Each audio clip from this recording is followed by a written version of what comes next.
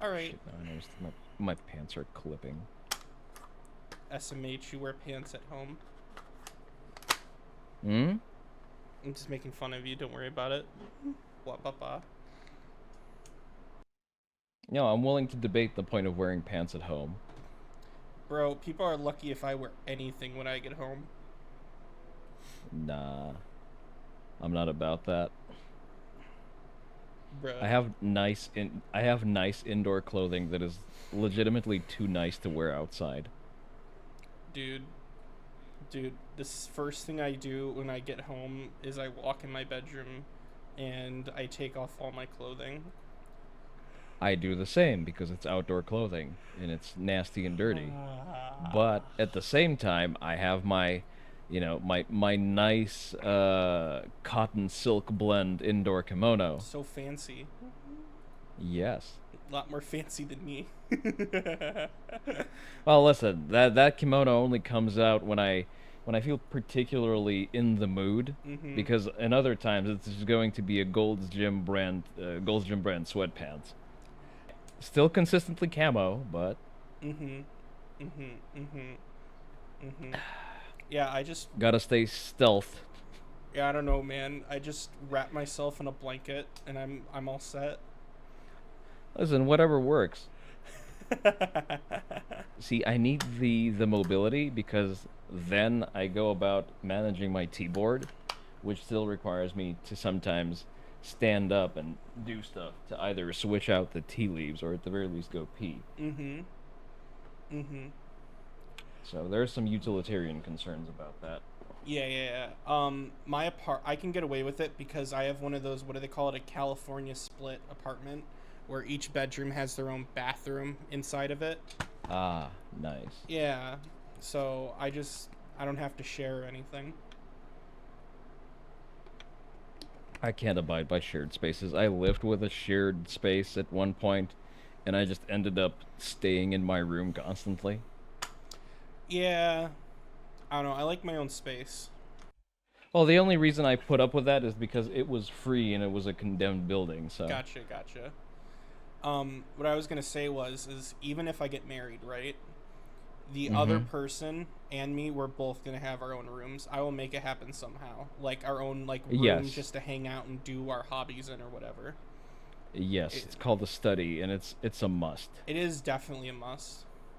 Yeah, I currently live in a one bedroom apartment. Mm-hmm. It's public knowledge that I'm not a bachelor, so it's generally fine. And yes, a one bedroom apartment without a study is like it's okay. It's better than most of your living circumstance setups, but a study would be optimal. Yeah, yeah. Because, for example, I'm a habitual incense burner.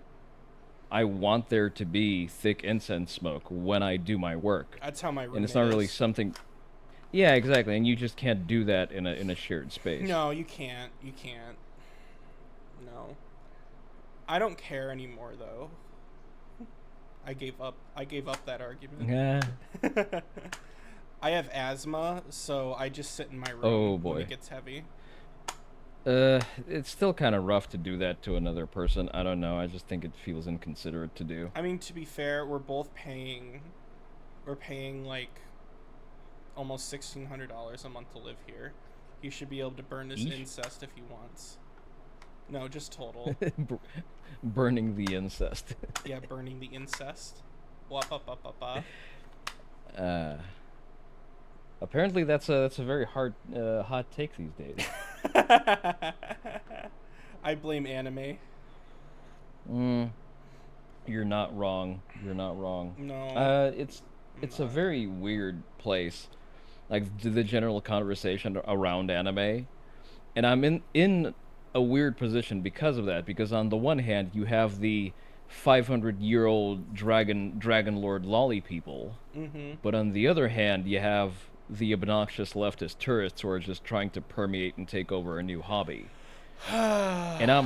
And I'm forced to pick a side. And you know what? Given those two shitty choices, I'm gonna go to the lolicons and I'm gonna say no more brother wars. Listen, all I'm saying is, as long as it's not real, I don't care. Yeah, that's probably the standard that I'm gonna subscribe to. Is it weird? Yes. Am I gonna let an enjoyer of that babysit my children? Probably not. Yeah. Mm-hmm. But to be fair, the biggest consumer of lolly content is women, anyways. Hmm. Wop up Why up. am I not surprised? I am just nothing about that surprises me. No, no, I don't think it's surprising at all. It's self-insert stuff, I believe.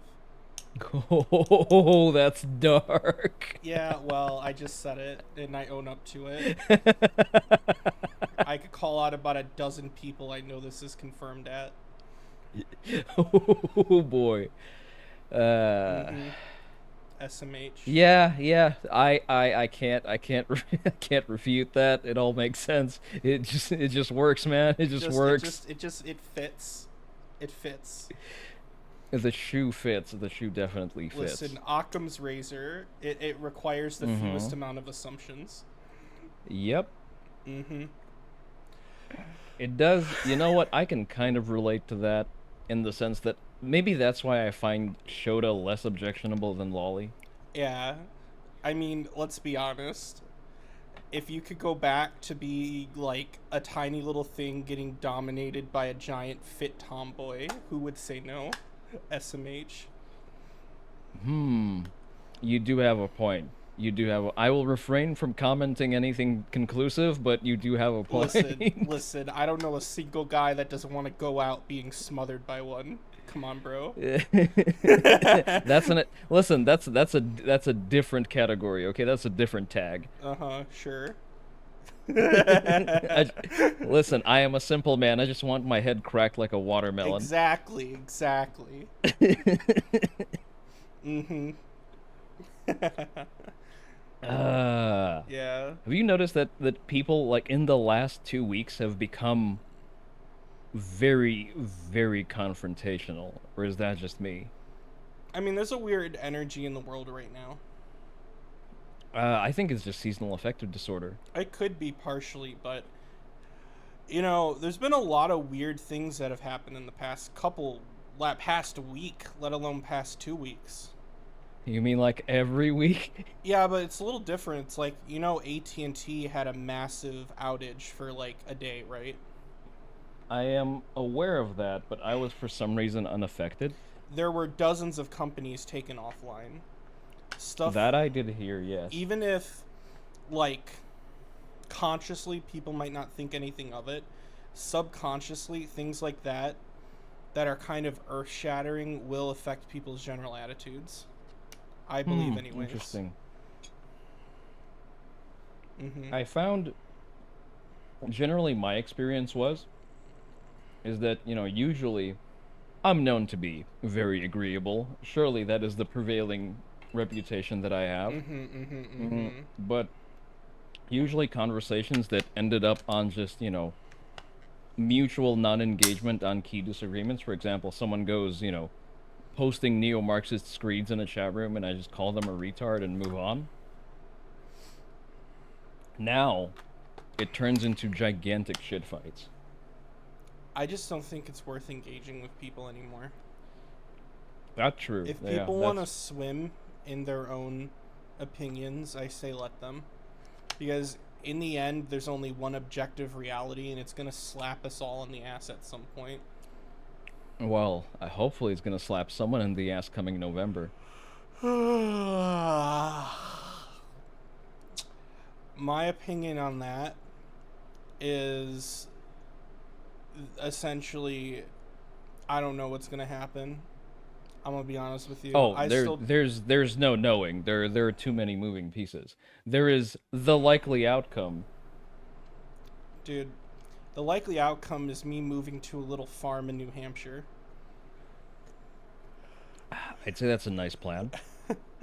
Either way, I'm just gonna go hide in the woods somewhere. I don't want anything to do with it anymore. I unfortunately don't have that luxury yet. I've drained any financial savings I may have potentially accumulated by moving countries. So I'm kind of in a place of, can everybody please chill while I accumulate my savings back up? I don't think. I think think when shit hits the fan here, I think people have this like mental image of like the whole world ending, but I think daily life is going to continue for the vast majority of people completely unaffected by anything. I like the very deliberate use of when, not if. I think that you know, one of my favorite images of when I was a teenager was just watching the revolution in Egypt, and there's just all these Mm-hmm. American tourists huddled in a Pizza Hut, just eating pizza while there's tanks rolling down the street, and they're just staring at the pyramids off in the distance. Yeah, I think it'll be like that. You just see, you know, the families just getting their groceries like normal. Yeah, there's the occasional Hmm. burst fire in the distance, but ultimately life goes on. Yeah, that would be optimal. Yeah. You know, you respond to suppressing a violent riot in your area at noon, and then you go back to work. That's pretty much what it's going to be like. I'm pretty okay with that. Like, you If it know, if it means that I can open carry in the office, I'm fine with that. my company very strongly implied they want me to keep a gun in my backpack this week, and I thought it was very interesting. Hmm. Hmm, interesting. Makes you think. Yeah, it really makes me think. Yeah, tech is very very pussyish Californian about that. Usually tech doesn't want any guns on the premises as like a hard internal rule. Well, they were doing their compliance stuff, right? Uh-huh. And they kind of, when they were doing the active shooter plan, they made these vague comments around me and the other gun nut coworkers. Like, it'd be really cool if something did happen, if there was a person concealed carrying, you know, ha ha ha ha, ha ha ha, ha ha. I know at least 3 other people who conceal carry to work. I mean, I have a SBR in my car, but that's about it. Uh, For me, I park right next to the door closest to my desk, so it's a mm, pretty quick sprint. yeah. Mm-hmm. I'm at elevation and our windows don't open, so that's kind of a moot point for me. Oof. Yeah, but listen, I know like our office is unfortunately shaped because there it's like an enclosed circle that ends up in one area that then has 2 doors. One is an entrance that you could also leave through, and the other one is an exit only. And like I'm not happy with the security protocols we have in place. Someone determined and driven enough can fuck shit up very, very much. And unfortunately, the people setting our policy are mentally Californian. Mm-hmm. So their stance is, well, if you have a concealed carry permit, you can keep a gun in your car? What the fuck? Like that's just idiotic. Well, first of all, you can't regulate what I have in my car outside of the office building, even if I don't have a concealed carry permit. Good luck stopping me.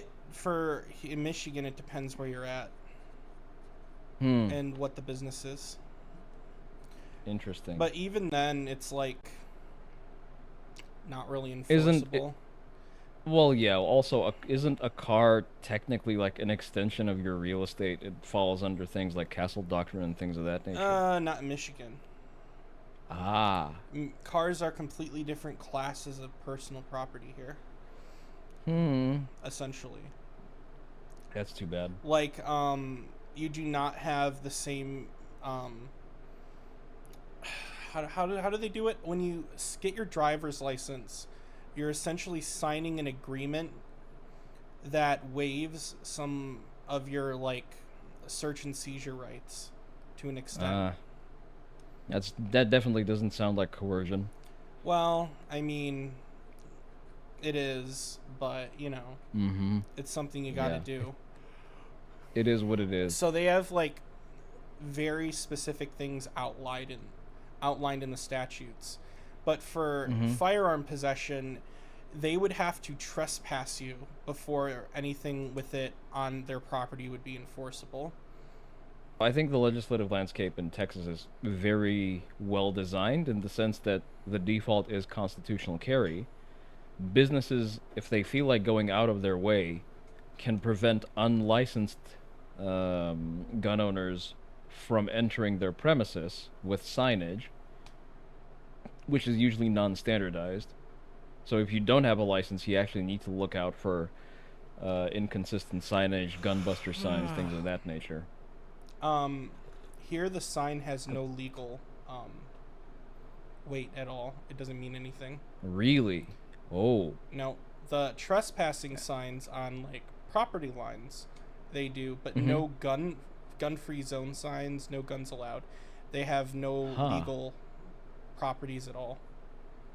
Interesting. You have to be specifically trespassed by a representative of the company in order for anything to happen.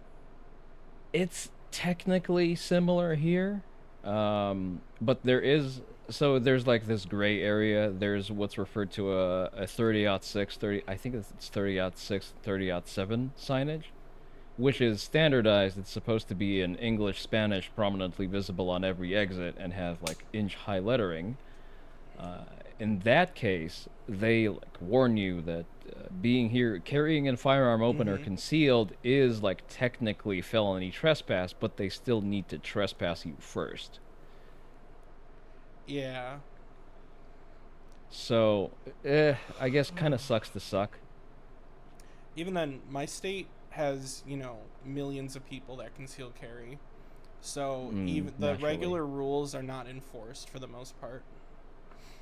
Anyways, you'll love to see it. Like if you go to a movie theater, the employees are not going to do anything. Do you think we'll ever get federal reciprocity for concealed carry, or will there just be a standalone federal carry license that's going to be like unreasonably difficult and expensive to get? I think that there'd be more likely to have a federal license than actual reciprocity. No matter what Trump says, he still has to get Congress behind it and then get the Senate behind it. I'm not even referencing I'm just saying he made a there. comment about it recently. Yeah, he did. It's in his it's never gonna Trump happen. 47 statement. Well, it needs to reach, I think, 32, and then the states can add it to the Constitution. If I remember correctly. Wait, 32 what? 32 open carry states, and then those states agree to have a constitutional convention. Then they can railroad constitutional carry through. So we just need, what, 4 more states adopting constitutional carry? Well, actually, it was 29 as of yesterday. Oh, it's already 29. I thought we were on 28. Nice. Yeah, it went up and again. So we just need a couple more. We need to flip a couple non-gun states, and then it would be a pretty reasonable thing. Arizona doesn't have constitutional carry, right? I don't think so. So Arizona is a big maybe. My state's been fighting for it. It's, good to hear that. If Maricopa County can finally stop actually, fucking around with elections, maybe Arizona will flip and they'll finally get constitutional carry. There's actually 4 Michigan counties that don't acknowledge federal gun laws. Based. And their officers can get fined if they try to enforce them. Yeah. Yeah, like Livingston County, Michigan is considered a what would they call it? A sanctuary gun county? Yeah. I think we have something like that just statewide in Texas. There's a provision about Second Amendment protection laws. Yeah. It's interesting. I think it makes reference to the to anti-commandeering statutes, that feds can't commandeer state resources. Which kind of makes sense. I think suppressors will be legalized in the next year or two, completely. Yes. At this point, I'm hoping for it. Are you waiting for what, Paxton v. Dettelbach? I think Paxton v. Dettelbach will not be the end of it. I don't think it'll be the end of it. I think what's going to have to happen is someone's going to have to challenge the Interstate Commerce Act directly.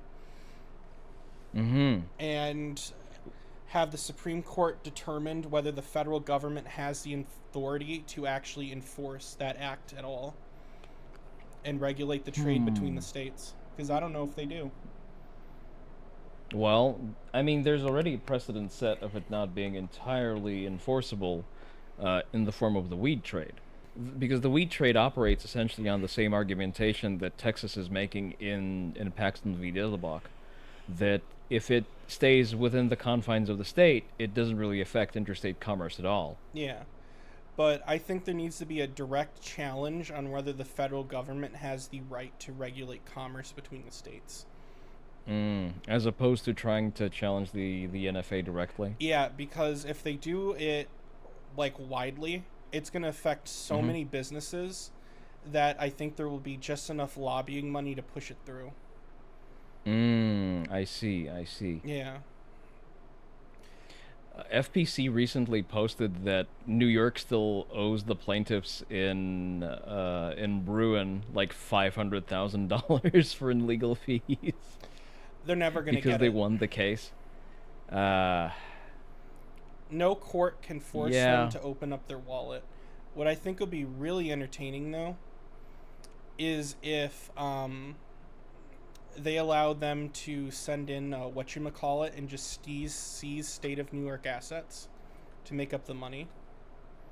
Oh, that would be so cool.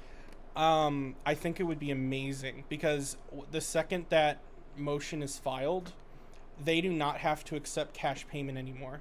They can just walk into the governor of New York's office and take their computer. That's what I would do. I would plan it to be as strategic as possible. I would go into all the heads of the state of New York and I would start seizing their hard drives. In the middle of the election. Oh yeah, 100%. And I would like, just as it's happening with all of the shit on it. I would just be dumping the entire drives online. Yes. That's the power move I would do. Damn. That is just unfortunately too base to be real. Just end it. Yeah. Somebody tried to do this to Ford Motor Company a couple years ago. It was hilarious. Okay. They just showed up. Imagine. They just showed up with the sheriff to Ford World headquarters and just started grabbing shit from their gift shop.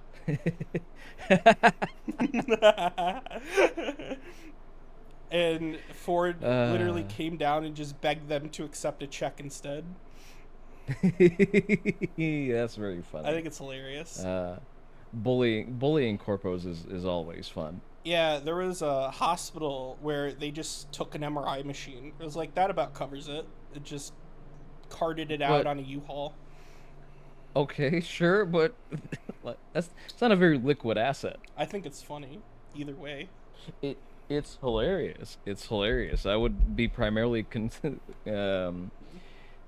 like my main concern would be how do I convert that into money? Start a clinic. Fair. You know what?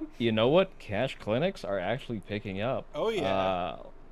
Yeah, like the majority of high-end performers in Austin specifically, like everyone in jiu-jitsu and MMA, like the crowd that gravitates either towards Rogan or Tim Kennedy, like they're all extreme high performers, and the standard of care that insurance medicine provides is just not enough. Yeah, it's not. So that's why like all of them go to places like Ways to Well, because they want their peptide treatments, they want the mesenchymal stem cells, they want the full shebang, because they're not there to get prescribed enough meds to pay for the second Jaguar that that their general practitioner wants. They're there to perform optimally and to make sure that shit doesn't break when it's supposed to. Yeah. My doctor actually went private practice and joined one of those groups, and I'm planning to switch over. See. It's expensive, don't get me wrong. You're paying like $2,000-$3,000 a year to get treatment at those facilities. But that's less than I pay for my insurance. Yeah, but you still have to use your insurance and stuff to cover the tests and some of the testing and things. You're just getting the extra care through the facilities. $2,000 a year isn't bad.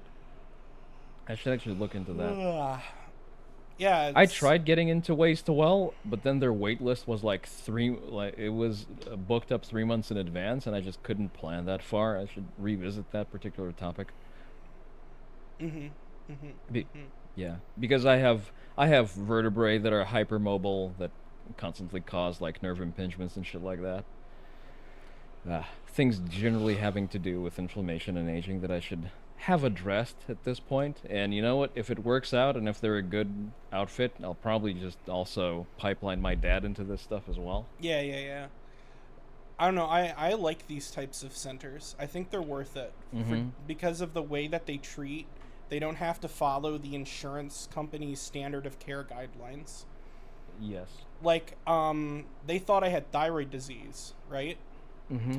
Mm-hmm. But they wouldn't test certain things that could disprove that, like checking my Interesting. iodine levels.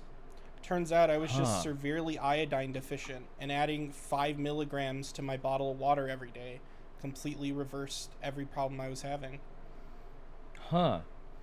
That's interesting. Would yeah. Yeah, my doctor is pretty flexible. Like, he's pretty good at motivating tests and shit like that. Like, I get my blood work done not every 12 months, as is the prescription, but, like, I can have it more frequently done Mm-hmm. because he can sort of twist the analysis and the diagnoses that he places. Like, yeah, this is medically relevant to test hormones every 3 months, Hmm. even though they're technically within baseline. Yeah. Um. So that's helpful, but he's an outlier in that sense. Most doctors and most practices just don't want to fuck with it. They don't want to have that conversation with the insurance company. They just want to do the things that go through as easily as possible. Yeah. I always get everything run at least 3 times a year, just to check on Mm-hmm. how I'm doing. Yep, Because I've had medical scares, I figure it's worth it. it And is. then occasionally I'll go to like Quest Diagnostics and have Mm-hmm. random checks done on my own just to verify. That sounds like a good protocol. I'd say that that works out. Yeah, yeah. Essentially, my conversation with insurance right now is, no, everything is covered because I pay for a premium plan, and if you disagree, try taking me to small claims. Mhm. And it's been working so far. So Yeah, to them just sending a lawyer out to even look at your claim is just not worth it financially for most of these companies. yep, exactly. That's why I can drag my nuts across their face every time. Mhm. Mhm. Mhm. I am all for how do I say this? People doing their own research, and Mm-hmm. I think doctors are nice and all, but I think the average person needs to increase their knowledge about medicine in general. Well, doctors are nice and all, but the doctor only has so much surface area about your lifestyle, about your habits, and like things that are germane to your health. That if you're not paying attention, you're just not going to be able to give him enough information to know what to look at. Mhm. Like, for example, again, my doctor tries to pay attention to like detail stuff, and it helps that I have a continuous heart rate monitor. I know how my resting heart rate fluctuates. I know my respiratory rate. Like, he knows my training regimen, and he looks at how that aligns or misaligns with things like lung volume and things like that. Yeah. Mhm. Unfortunately, his solutions are still mostly along the line of prescription medicine because he tried putting me on asthma meds, even though I don't have asthma. And like, sure, I used an inhalator for what, for 6 months. It seemed to have given me better readings on even not on things that are precise. Like, I have a peak flow meter, which is essentially like a valve tube that you breathe through. Mhm. Not exactly peak science, but it got better, and then it plateaued, and then I stopped taking my meds, and it stayed the same way. And now I'm just arriving to a place that maybe it's not really a medication issue anymore, because whatever problems I've accumulated through thanks to long COVID and whatnot, have probably been medicated, and now I just need to outwork the suck. Yeah. It's definitely possible. Hmm. Yeah. Well, for one, I also come from a background of like being professionally coached, which is not something I have access to anymore because like all of my murderous coaches are back in wherever I lived. And now I have to program for myself. And it's kind of difficult to put yourself through the ringer, same as someone who was actually programming for you and essentially is standing over you with a stick. Hmm. Hmm. Yeah, when I stopped being able to get professional training, I kind of stopped. I'm gonna be honest. Um, I really only enjoyed it when it was structured, as weird as that might Mm-hmm. sound. No, no, no, it's not weird at all because having a structure keeps you. It's easier for your adherence And it if will there's a also gives structure. me goals to reach. Yeah, If there's no objective, I am too ADHD to try to continue. I will not be able to focus on it. yeah, I'm more or less okay with not really having like set numerical goals at this point, but at the same time, I still have like at least abstract goals. Like for example, I still want to I want to take the last belt exam I have to take specifically in Kyokushin, even though like I've gotten all of my other black belts, that one is still out there and I still have to chase one. Hmm. And like I've gone through exams that are more difficult and more extraneous. So like I have respectable accolades that I'm generally happy with. But I would also like to have that on my wall as well, and that means I need to do a certain volume of very specialized work.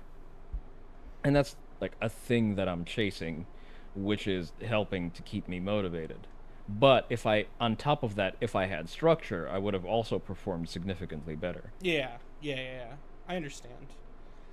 Yeah. Which is probably it looks like a like an issue that I just need to solve by sitting down and saying, well, okay, like these days of the week is skill work, and these days of the week is like non-exercise related work because there unfortunately there are still things that I need to dedicate my time towards. Hmm.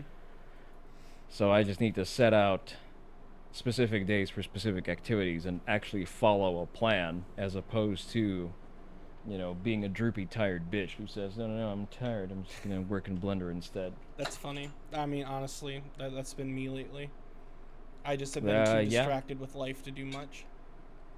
it's pretty much same. Yeah, yeah, yeah. Hmm. There have been, at least reportedly, there have been solar flares of like increasing power, for lack of a better term, recently. Hmm. So people who are generally sensitive to that kind of thing have been affected, and that's one of the things that was the supposed cause of the AT&T failure that you referenced. Supposedly.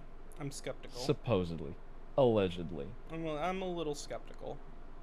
Didn't all of Meta momentarily go down during, the Weekend and Bernie's State of the Union? Yeah, I think I heard that. Obviously, I didn't see it because I don't use Meta Who the products. who the fuck uses Facebook anymore? Yeah, so I never saw it, but I did hear something about that. Did you watch the absolute State of the Union? Why would I watch that? Why would I put myself I through that, man?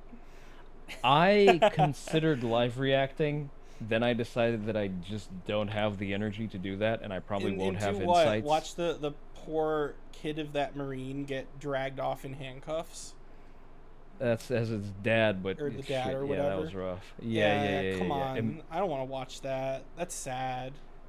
That happened off camera anyway. Yeah. Most of the time, you just had Biden strung up on uppers, and being that that hyper aggressive him that he gets when he's put on amphetamines or whatever else they're using to necromancy him back to life.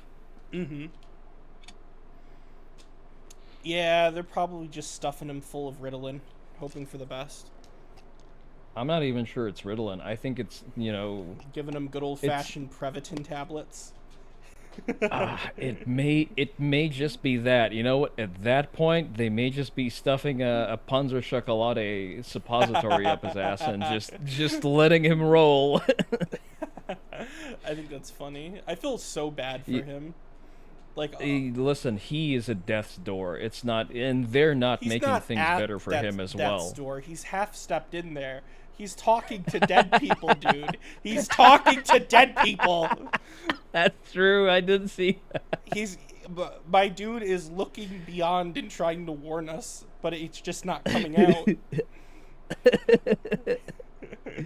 But if they put, so there are two scenarios that I see as being likely. First one, in May they actually announced that he's unfit for purpose, and they're just going to replace him with Kamala for his operational duties, however little of those he performed anyway, and just stuff Newsom in as the candidate. Mm-hmm. Or they let this dog and pony show run its course. They're gonna throw him to Trump to just ragdoll him while preparing for the next election and having Republicans waste resources and just have him die of a stroke as a result of all of the cocaine they're gonna have to mainline into him to have him function through debates. I like Tim Pool's idea. One day Biden's just gonna be giving a speech and he's gonna fall over, and then Newsom is just gonna sprint on stage and save and him. magically save the president. He's going to resuscitate him. Resuscitate him, and they're gonna be like, "Oh my God, he just saved the president." And then he'll announce his campaign to run. Yeah, that sounds about right. Like this is gaudy and obvious enough for them to try and attempt. Yeah, but did you hear what happened with Newsom and Panera Bread? Did he? Oh, right. That he gave them an exemption from the increased minimum wage in the state. Yeah. Funny how that just happens to companies that contribute to Gavin Newsom's campaigns. It's his best friend who owns a bunch of Panera locations. But didn't he also pay like $100,000 to his campaign as well? Yeah, like 300,000 or some shit. Like, friends are nice, but also there's like a money trail that you can point towards. Gavin Newsom basically admitted it. He said there was no discussion with them about this. Yeah, I just did it. Well, yeah, no shit. Everyone just does shit for their friends, especially if they give them money. Yeah. Well, Gavin Newsom is generally like, he is the, well, I just did it, cry about it. Gavin Newsom is a comic book supervillain. Come on. Well, let's not throw around the word super too much. He literally is like a low tier like boss in like a Yakuza game. Yeah, that I can agree with. He definitely has that kind of energy. He is off-putting enough that you look for that guard railing to snap him over when you have your full heat gauge. That's funny. That's still my favorite takedown in the game. Yeah, it's that good. one is just it is just mean enough. Oh yeah, Kiryu never killed anyone, but also here's your heat move with a knife where you gouge their fucking guts out. But yeah, Newsom. He's a mess. Newsom, well, he's not a mess. The mess is all around him. Like, he's a creature that just made California tangibly worse, even though that was a tall order to I don't meet, know. I think Jeb managed. Bush has still got this. I think he's still In got what this sense? for him. Oh, you don't know the joke. That's so over. Which one? There are so many Jeb jokes. No, that he's been Oh, you mean secretly in the race the whole time, masterminding it all. Oh, that one. Yeah, he's still got this. Our boy Jeb still Yeah. got this. Jeb definitely has us covered. No, my favorite Newsom moment to this day is probably the fact that he just, solved the homelessness crisis overnight just because C was visiting California. Yeah, I mean, Oh yeah, remember this gigantic problem we're not able to solve for decades, and that's why we have like oceanfront properties in Venice Beach just have them occupied with favelas. I mean, to be Yeah, fair, well, he didn't fix it. mhm. He just pushed him out. Again, apparently it can be done overnight. Like you can remove people from public property because that's like a big contention in California and a big reason for why homeless encampments can't be moved. Suddenly, they just start invoking castle doctrine, but not when you're using a firearm indoors, mind you. Surprisingly, California's castle doctrine laws are not bad. They have castle doctrine? Yes, I was they under the do. impression they have a duty to. Oh, They do interesting. not have the New Jersey duty to retreat, Oh, which is very that's interesting because inside your home, it's very much like Michigan. Once they set in, you can use force to remove them. But Can you use when can you use deadly force though? oh, when they step in, you have no Oh, obligation okay. to retreat in California. But if you make one move outside of your house, you're screwed. You're screwed. And even then, it's just because something's on the law doesn't mean it's going to be enforced with the intention of the law. House or premise? Hmm? Like, do you need to be physically indoors to invoke castle doctrine, Yes. or like on your land? Indoors. Indoors specifically. Yeah, I see. just like Michigan's. So it's literally just the purge, Yeah. but all of the time. Mm-hmm. I see.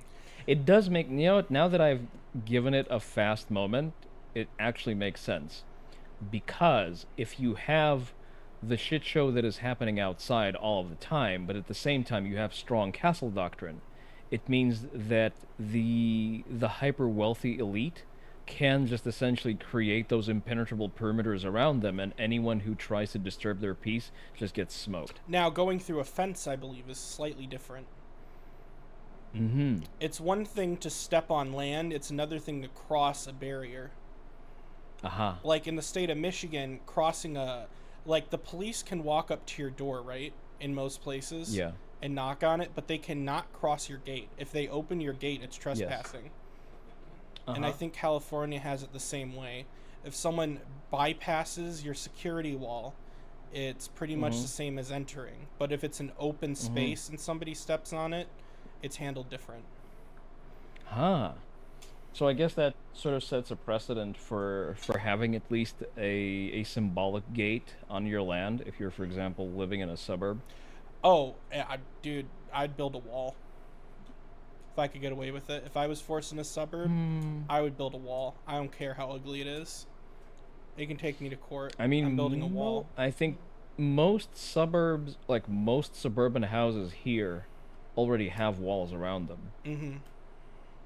So it's not even really an issue of building one. It's an issue of fucking paying 700,000 for the house. Yeah. I don't know. It's depressing looking at houses where I'm at.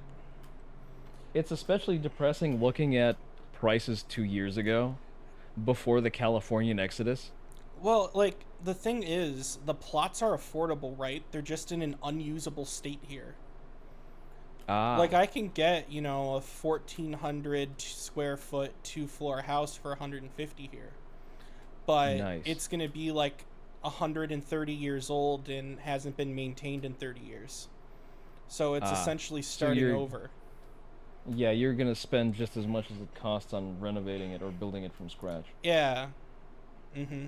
Yeah, that's not entirely fun. Even then, Yeah. hot take, Mhm. but property value is going to die when the boomers start retiring anyways. The boomers are already retired. Not all of them. I mean, like the younger ones. Well- And the Gen Xers, well, the ones- when they go, because millennials will Mhm. not be able to afford property in in any Oh, reasonable amount. and then the market dies. the market's going to die because your house no longer has value if no one in the market can purchase it. Have you considered that you'll just have corporate entities like BlackRock? Yeah, but Continuing it's to not a swoop store. in It's and not a buy? store value anymore. The value of the asset decreases when there's not enough buyers on the market. Just because you Oh, have a maybe you're product right. and you value at an amount doesn't mean it's worth it. and doesn't mean Well, you anyone will will buy it. transform it into a different product. You just convert that into a renting property, and you just sell that to the class of permanent renters that are millennials. I think I think that people underestimate how bad the economy is going to get. Wait, it's not bad yet? No, it's not bad yet. Not bad I yet. don't think we're Damn. going to reach Zimbabwe levels of hyperinflation, but we're going to get pretty high. Well, if no one corrects course, then yes. Well, no one's going to correct course. Come on, man. This isn't even Yeah. doomer mentality. There's no No, there's no, it's just real. There's no There's no incentive to do that. not even incentive. There's no willpower to try. Mm-hmm. Go to your voters and tell them, "Yeah, I'm sorry, we're cutting everything. We're not fixing your roads. We can't afford it. Sorry, guys." That would depend on where you do that. Mm-hmm. I think that in certain places like Texas, if you couch that in financial austerity, that you can package that in certain places. Other places that are used to Gibbs, yeah, they're not going to be happy about that. I don't know. But it is kind of saddening just to see, Chip Roy and Rand Paul just talk to an empty chamber every time they point out the fact that, you know what, guys, like 2/3 of our budget is entitlement programs. I think we need to stop. I don't think they go far enough. Well, They need to cut everything. They need to. that's I think it's an issue of incrementalism. It's easier to sell an incremental change than it is a brash change. I don't know. I think maybe 15 years ago, but we're at the point now in this country where, oops, ouch, that hurt, where you just take the grab and then walk it back when people bitch. Yeah, you do the big ask. Yeah, but like you incrementalism implies that That someone is actually going to entertain you, and then you yeah, gradually progress which to you what you don't. want to. You just Yeah. do it and then everyone just accepts it. Because Well, I mean, incrementalism has sort of worked with gun rights because the way we got constitutional carry to spread was incrementalism, but probably that happened because that's just an issue that fewer people pay attention to. So I'm gonna rather agree than disagree on that one. Maybe you just need to tear the band-aid off. yeah. I mean, for one, we can start with, no longer funding NGOs because they're obviously a cancerous growth on society that offer nothing of value and just steal 2/3 of the money they get. For the most part, yeah. Mm-hmm. Let Soros fund all that shit. There are some NGOs that are not horrible though. I'm sorry, but I they're don't gonna think have to they should be figure out government funded crowdfunding. though. Yeah. I don't know. Like I've not heard of an NGO worth its weight in paper that receives federal funds that does something that's actually positive. I think the Red Cross does a pretty good job sometimes. You know what? Get your funding elsewhere. There are plenty of wealthy donors. If you can't fundraise from the private sector, you shouldn't be in this field anyway. I guess. I don't know. Because, well, I mean, it's a question of, is it really up to the state to outsource these things through just throwing money at these problems? yeah, but it also takes away liability from the state. In what sense? Oh, you mean like outsourcing it to other companies takes away liability? Outsourcing your agenda to NGOs takes away your own civil liability. Yeah, and also takes away any responsibility for when these look at NGOs Fauci. do fucked up Look shit. at Fauci with the illegal With the research NIH? he funded. No, not the NIH research. Uh-huh. They funded it to a research NGO, which then distributed the money to like the Wuhan Institute of Technology. Yep. Fauci did not break the law, but Well, because he funneled the money through his NGO that he supported.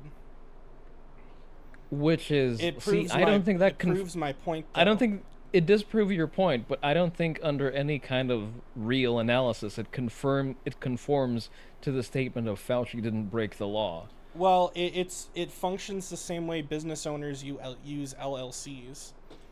That's how I see NGOs, LLCs for politicians and rich people who have political ambitions. It doesn't make it right. You're not really justifying their existence to me. I'm not All I'm justifying hearing their is existence. I'm just stating what I feel about it.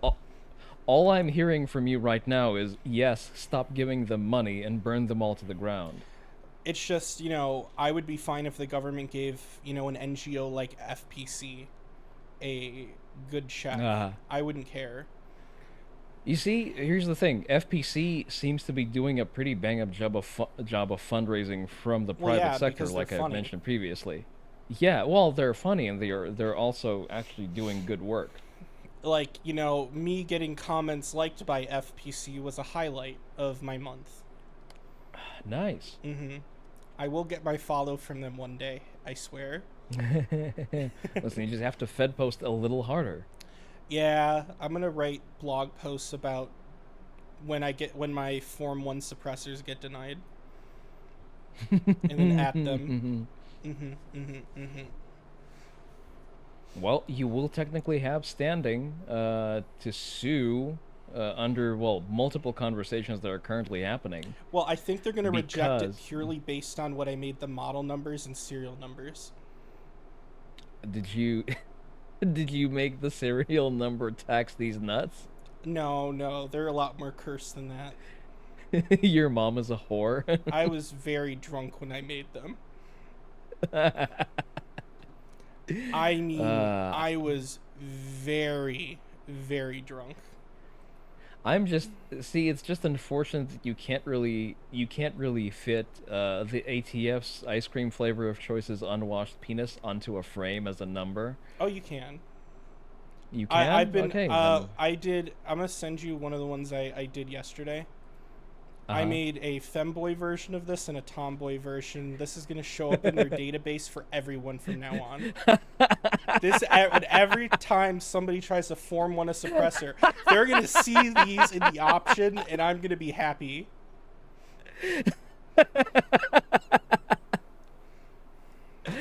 Sniff, sniff. Silencer model boy smell.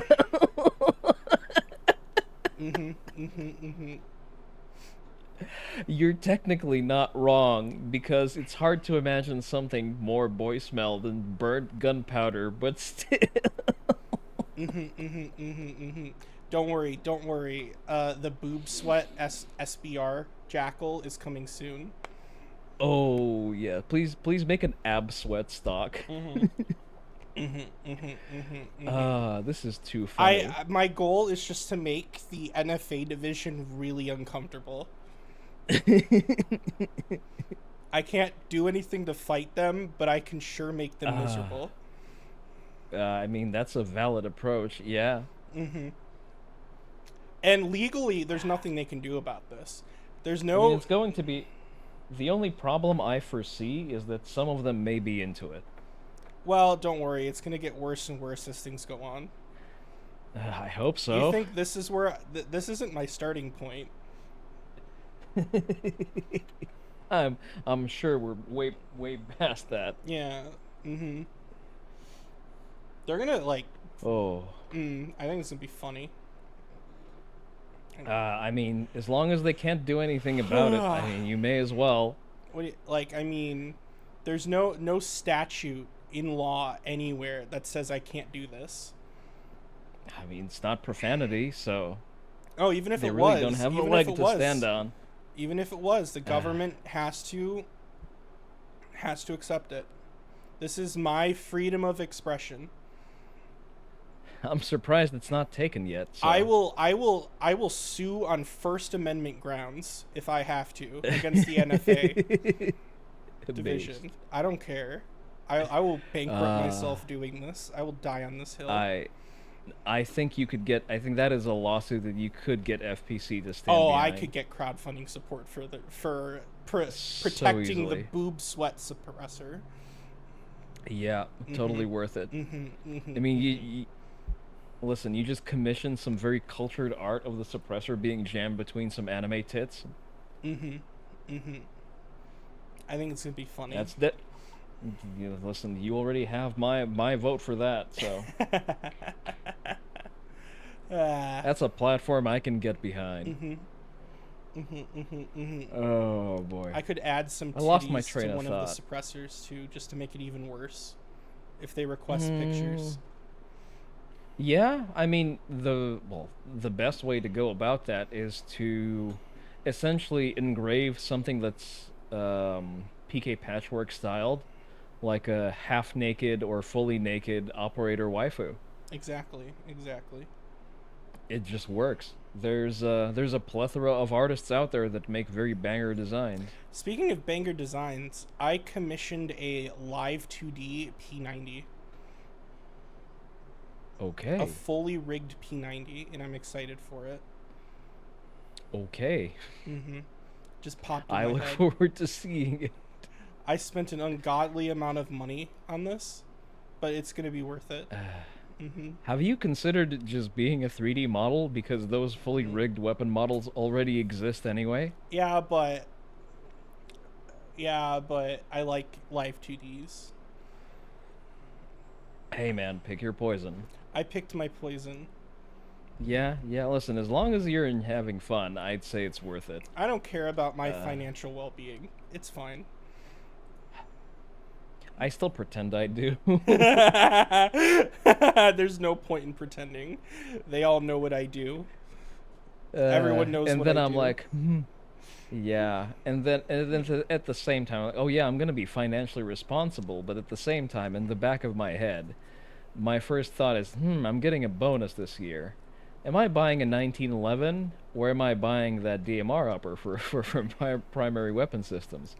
Man, I want a 1911, but I also want it to take good magazines and be in 10 millimeter. You're not wrong. I've generally started thinking hard about that. Of like, is it really even worth it I mean, anymore? for you, you should just get the platypus. I feel like you've told me about it, but it It's a completely double stack evacuated, 1911 that takes Glock 19 mags. Sounds disgusting. It's actually very I don't want a nice 9 mil looking. 1911. But I don't want a 9 millimeter 1911. What's the fucking point? If I'm going to have a 9 millimeter handgun, I can just buy a normal handgun. Bruh. But what's okay? Explain the reasoning behind a 45 ACP 1911. There is no reason outside of the memes. I Okay. think that the 1911 is an antiquated platform that essentially belongs in the same boom toy collector's fetish as Colt Army single actions. Hey, I love my single action army. Sure. Do you carry it around as your concealed carry gun? Actually, I'd be lying if I said I didn't use it as a Halloween gun. As a Halloween gun, sure. And that I carry that I'm when I carried that to Halloween parties a couple times. okay. Fine. A suppressed Nagant. What the fuck do you need that for? Why the fuck do you need a 45 ACP 1911? I don't know. It's just, if I guess if it's the caliber you care about, maybe. I don't know. I don't. Even if you care about the caliber, Now- what's Now the SOCOM is HK 45 called? Is 45 super on the table? Sure. Okay, then I'm okay with it. Wait, 45 Super and what's that for 45 Supersonic? No, 45 super is basically 45 ACP Magnum that came out a couple years ago, and it's beautiful and I love it. I have no data on that, so I don't really have an Okay, opinion. you know how like the 40 cal is like 10 millimeter short? Well, like, yeah, Yeah. like long boys, yeah. Yeah, so it's kind of like that. It's just like a bigger 10 millimeter round in 45 that has a lot more Okay. powder. Mm-hmm. I like it. It's cool. The problem I have with Uh, 45 ACP is you can just like, it's like you fire and then you wait for it to hit. It's like shooting a pellet gun. It's a chunky round, yeah. I think so. As far as I've like, based on the explanations from people more well versed in ballistics and whatnot that I've heard, is that essentially, and what I've seen from ballistic gel tests, is that 45 performs similarly to 9 mil in a consistent medium such as ballistic gel. The difference being is that in a cold climate where multiple layers are present, a hollow point 45 ACP doesn't interact with the soft tissue of the clothes, it doesn't get gunked up, and therefore has better expansion upon actually hitting flesh, as opposed to a 9 mil that gets stuffed up with the cloth material and then performs like a full metal jacket and just overpens everything. I don't know. That depends on a lot of things, dude. Because Well, sure it does, yeah. keep in mind velocity equals penetration, generally. That is also true. And 45 ACP is all subsonic. Yeah, you're right about that. So I don't know. Really, in the end, shot placement's all that matters. Yeah. Mhm. Yeah. Well, that's the thing. Like, even if you just want 45 ACP, doesn't the SOCOM sidearm technically conform to that? I forget what was The it Mark called? 23? Mark 20, the Mark 23. Yes, isn't it also in 45 ACP? Yeah, it is. Okay, so it's a gun with more capacity. It's more reliable than any 1911 out there. It's a modern chassis, and it can actually have, like, native attachments. At that point, I could be wrong. at that point, I just rather get the Mark 23. I mean, I'd rather get a Mark 23 than a 1911 any day. There Also, you go. because Reddit converted them to 10 millimeter.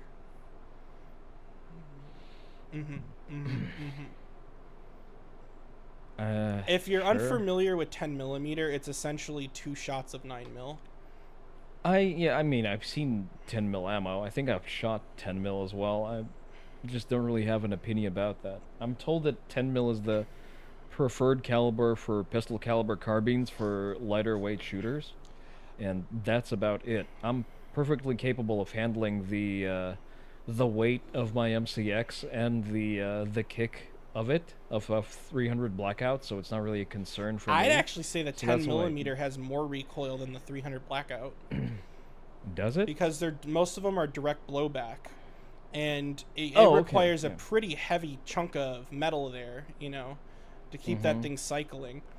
10 millimeter is really a bare defense round for someone that wants 15 rounds in a magazine, yet it'll still go through a skull and cause a big wound. Ouch. I was potentially looking at CMMGs. Oh, I love that company.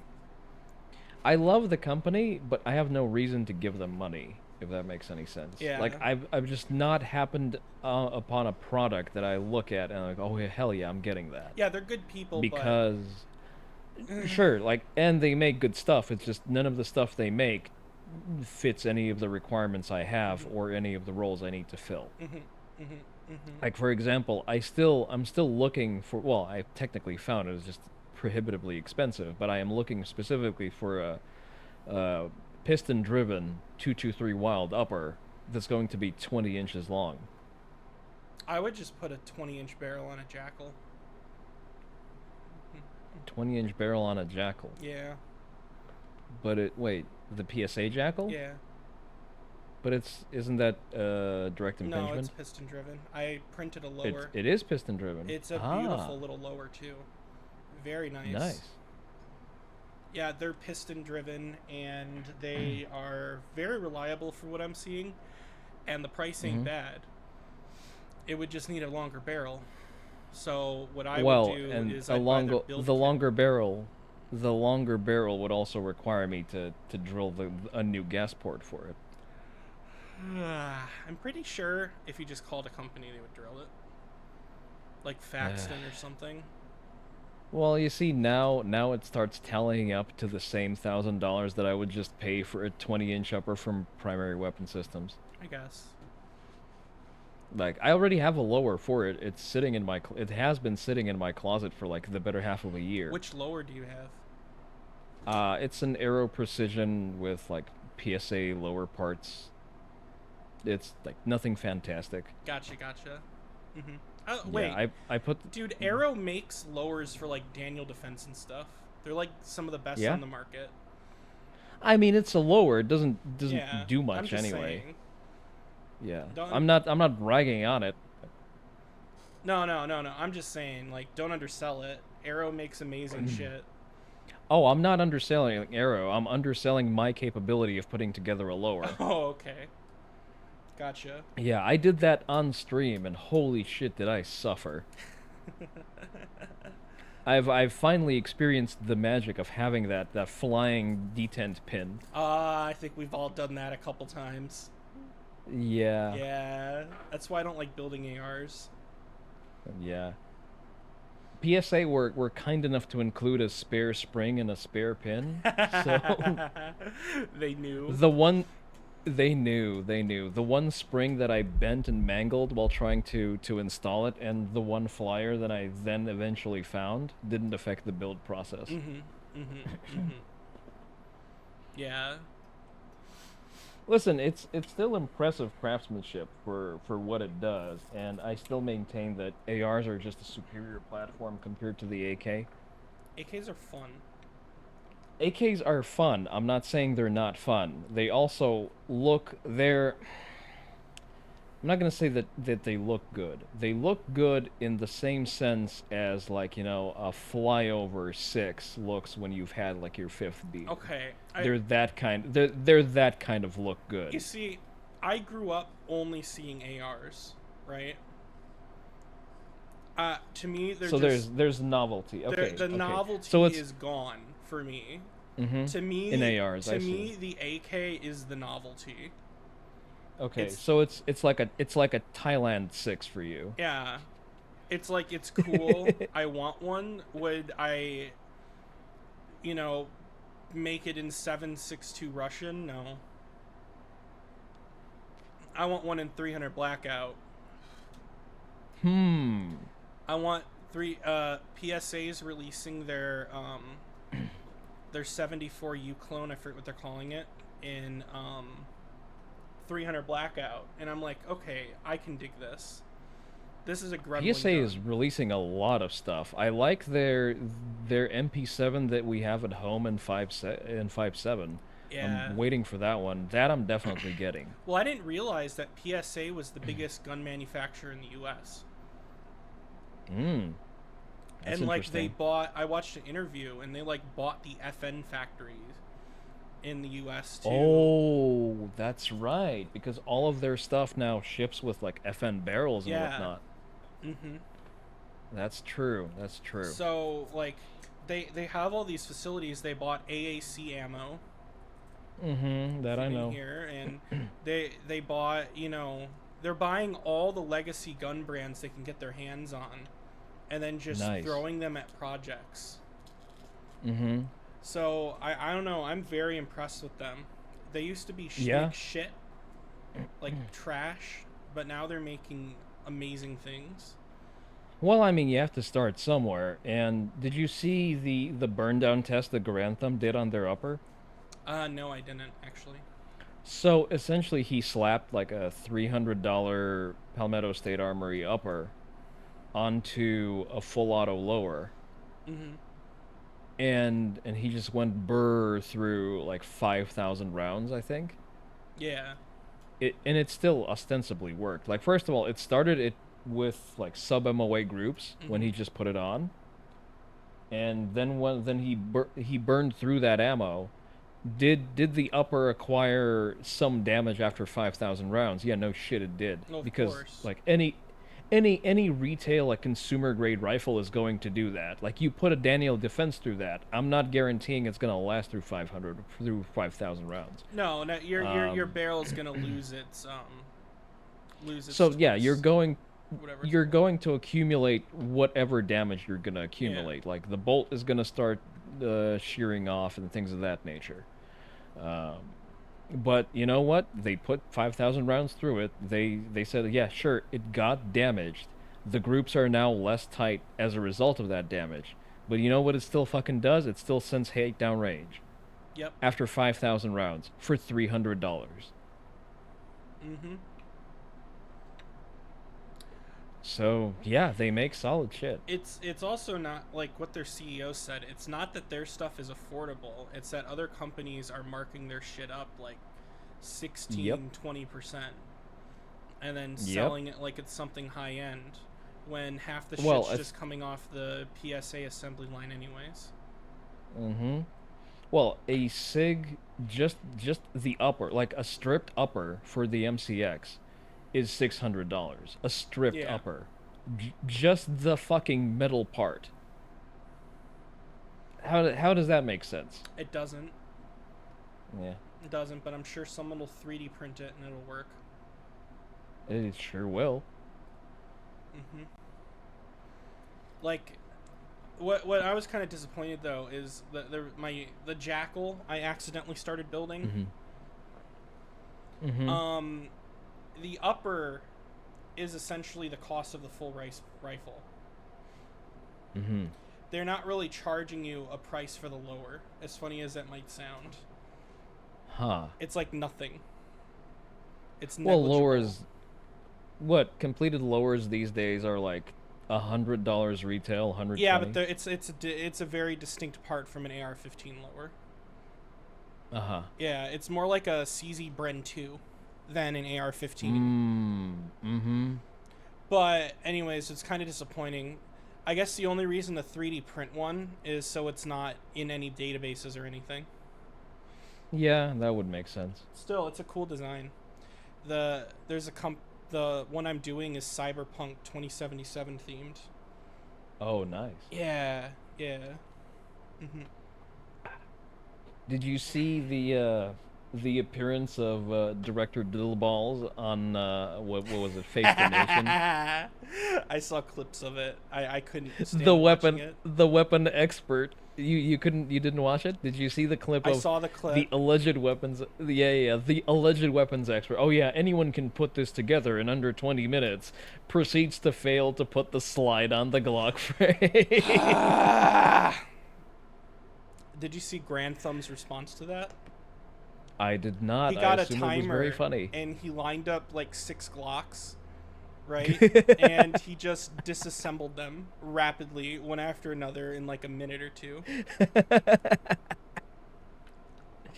I mean, you're sort of making the ATF's point for them with that. Who cares? It's still funny.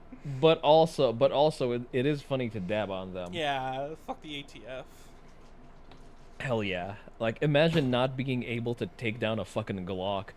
Being the supposed governing body for firearms. God, you just push the thing down. Come on, dude. Listen, it's actually it's so simple to do, it's offensive. Yeah. It's like someone could literally do the Metal Gear Solid 3 thing where they walk up to you and just take off your slide and walk away. I'm not sure they could do that because you need the trigger depressed. I guess, yeah. Yeah. You couldn't do that does work on some guns. I think that works on mine. Specific guns. Yeah. Like, I'm a CZ fan if you don't know this. I am aware, yes. I am aware that you're a CZ deviant. I'm a little defective. I actually... It's fine. I have... Listen, it's okay. It's okay. I have friends who are CZ fanboys. Mm-hmm. Oh, okay. So it's like that. It's like... don't worry, Badger. It's fine. I've got friends that are defective like you. Exactly. That is exactly what I'm saying. Verbatim. I meant every word of that. Yeah. But... it's going to be fine. I'm sure at some day we're going to be able to medicate that. Oh my god. Come on. Bruh, I saw... Okay, I have a CZ75, right? I saw somebody did a 15,000 round burn-in test on one. And it still worked flawlessly at the I'm end. not saying they're bad guns. I'm saying they're ugly as sin. Listen, with the exception of the Scorpion. Okay. The Scorpion is pretty. No, I'll fight you on this. Have you seen the Shadow 2 Compact? I have, and it's very unremarkable, and that's why I barely remember what it looks like. Wow. That's awful. Where's my keyboard? I feel like you're about to throw the shogi board at About to me. flip that shit. It's a good thing that I keep the CZ Scorpion behind you unloaded. Grr. Actually, you know Uh, what? Have you seen a DWX before? I have not. Oh, yeah, I want one so bad. So you know that CZ bought Dan Weston, right? No, was not aware. I don't keep track. They they essentially put CZ Shadow 2 internals in a 2011 and made this beauty. You know what? You know what? I'm kind of here for it. It does look cool. Mm-hmm. The rail is kind of ugly, and the grip looks odd. But other than that, yeah, I could fuck with it. Sure. God, I love that gun. I just wish it wasn't over It does. $2,000. It does look like an over-designed 2011. Ugh. Such bad taste. Listen, I am a Sig. I'm not even a Sig fanboy. I can't even. It's gonna be stolen valor if I say that. Okay, what is that? That is a chromium nitride coated Shadow 2. Why does it have a pick rail on top of it? Oh, it's for grabbing. Or if you've ever shot a CZ handgun before, the actual not at slide length. is so thin that a lot of people struggle to grab onto it if they don't train properly. Oh, I see. Okay, yeah. Let's introduce an additional failure point to your weapons handling. Hey, sure, why not? you just got to get good. Literal skill issue. It's literally a skill issue. Yeah, I'm here for it. Yeah. I am fully exposed to saying that, like, I'm comfortable saying that I am unsophisticated enough to like Glocks. It's not really a flex. It's just that I don't know any better. All I can say is when my friends ask me, Badger, what should be my first gun? I tell them to buy a CZ P09, and I've never seen anyone buy. Like, none of my friends have ever bought a Glock since. I don't know if you're familiar with what that is. I am not. You're going to have to I'll send you a educate. screenshot. I'll show you. So it's a double single action polymer handgun with 17 round magazines. It's got the CZ grip angle, which is the best grip angle, which is actually what made me buy their guns. It's a little more aggressive than a 1911's, but it's not as linear as like a Springfield or something. Trying to look at, like, the grip angle seems a little bit more aggressive than the Glock. Yeah. But it's got their Omega trigger, which is like when it's in single action, it's like a really nice 1911 in terms of feel. So it's like a 2-pound pull. Yeah, like a clean 2.5 pound pull. So it's very easy for a beginner to use because there's no creep. It's just like pressing a button. My special boy gun that I was potentially looking at was the Steyr line of polymer handguns. Steyr. Yes. The same company that makes the Steyr AUG. 300 Blackout AUGs coming this year. I am aware of that, but it's still a bullpup, so no. There's a couple bullpups I would buy just as like they're from history. Yeah, sure. I don't feel like freezing up that much money in things that just sit around and don't do much, but that is an interesting definitely looking not handgun. I'm not sure how I feel about it. So they were originally marketed as like having a very low height over a very low bore axis, so therefore they hypothetically shoot flatter, Mm-hmm. which I'm fully exposed to believing that they do. The primary issue that I had and why I ended up not buying a Steyr is because just no one makes holsters for them, no one makes magazines for them, and you're essentially stuck like paying $50 per magazine if you end up running it as your primary carry. That's why I'm not carrying a BNT MK2. Mm-hmm. You know, BNT makes handguns, right? Not well. Now I do. It is everything I like about my 229 and everything I like about my CZs put in one gun. Mm-hmm. Oh, nice. Here, let me. I don't really see. I follow firearms news significantly less than you would think.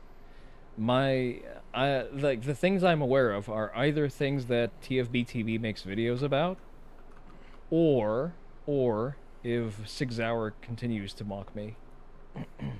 Dude, I don't know. I don't think I could ever fully join a gun cult. Like brand wise. I'm not even in a gun cult. I just like the MCX as a concept. There's a reason why I like the MCX. Well, there's a variety of reasons why. Like, I specifically like the Rattler platform. Mm-hmm. But like there are now, like, at the time when I bought it, the Rattler that I have, I got one in the canebrake variant. Like, it did the things that I needed it to do, Mm-hmm. but it's in butt ugly FDE, which I fucking hate. I don't like FDE either. I do not like FDE. It is a butt ugly color. But at the same time, like, so the rationale behind it was I needed a short gun. I needed a gun that doesn't use a buffer tube, and I needed it to be designed to be suppressed so that I don't have to fuck with balancing the gas system pressure and whatnot. Yeah, it's understandable. So I wanted to get something where I can get it now, essentially form for a suppressor, get the inert can off, and just slide it in like it was always there to begin with. Mm-hmm. And why MCX? Because it was onboarded by SOCOM, and means that I'm going to have long-term parts availability for it. And potentially even aftermarket parts later on. I don't know.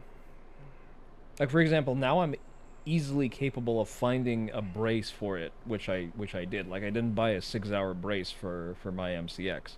I forget where I got mine, but like, it's just there, and you now have Picatinny rail adapters and whatnot because the MCX is a thing. Yeah, true. I'm not sure how I feel about the MCX, to be honest. I guess if you don't want to mess with your guns, it's fine. You know what I mean? Like, if you just mess in what sense? like, out of the box, it works. Oh yeah, definitely. That's the reason why I got it. Yeah. I want zero guesswork because I am ignorant and incompetent. I guess that's kind of how I was when I picked my 3D printer. I didn't want the 3D printer to become my hobby. You know, I didn't want to spend the time researching this one thing. I just wanted something that would work. Essentially, yes, that was my thought process. Again, I'm not sophisticated enough to fuck around and try to build an SBR to function as a PDW. Mm-hmm. I would rather just overpay the premium for a 6-hour PDW for a platform that's designed to work in that specific niche under those specific circumstances that I want. Yeah. For me, if I was gonna just pick one rifle off a shelf, though, and run it, it would still be a Bren 2.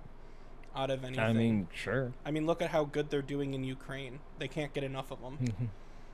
It is. That's so. There's there's data specifically on those now. Oh yeah. CZ donated all their older model ones that they had in stock. Oh. So the Gen 1 and Gen 2 Bren 2s they're getting widespread use, and because they can be converted to use everything from 7.62 to 223 pretty easy. Wide ammo availability. Ammo availability. BNT shits out suppressors specifically for this gun in every caliber if they need them. Mm-hmm. It has AR controls and AK controls. So depending on what you learned, you're good to go. Mm-hmm.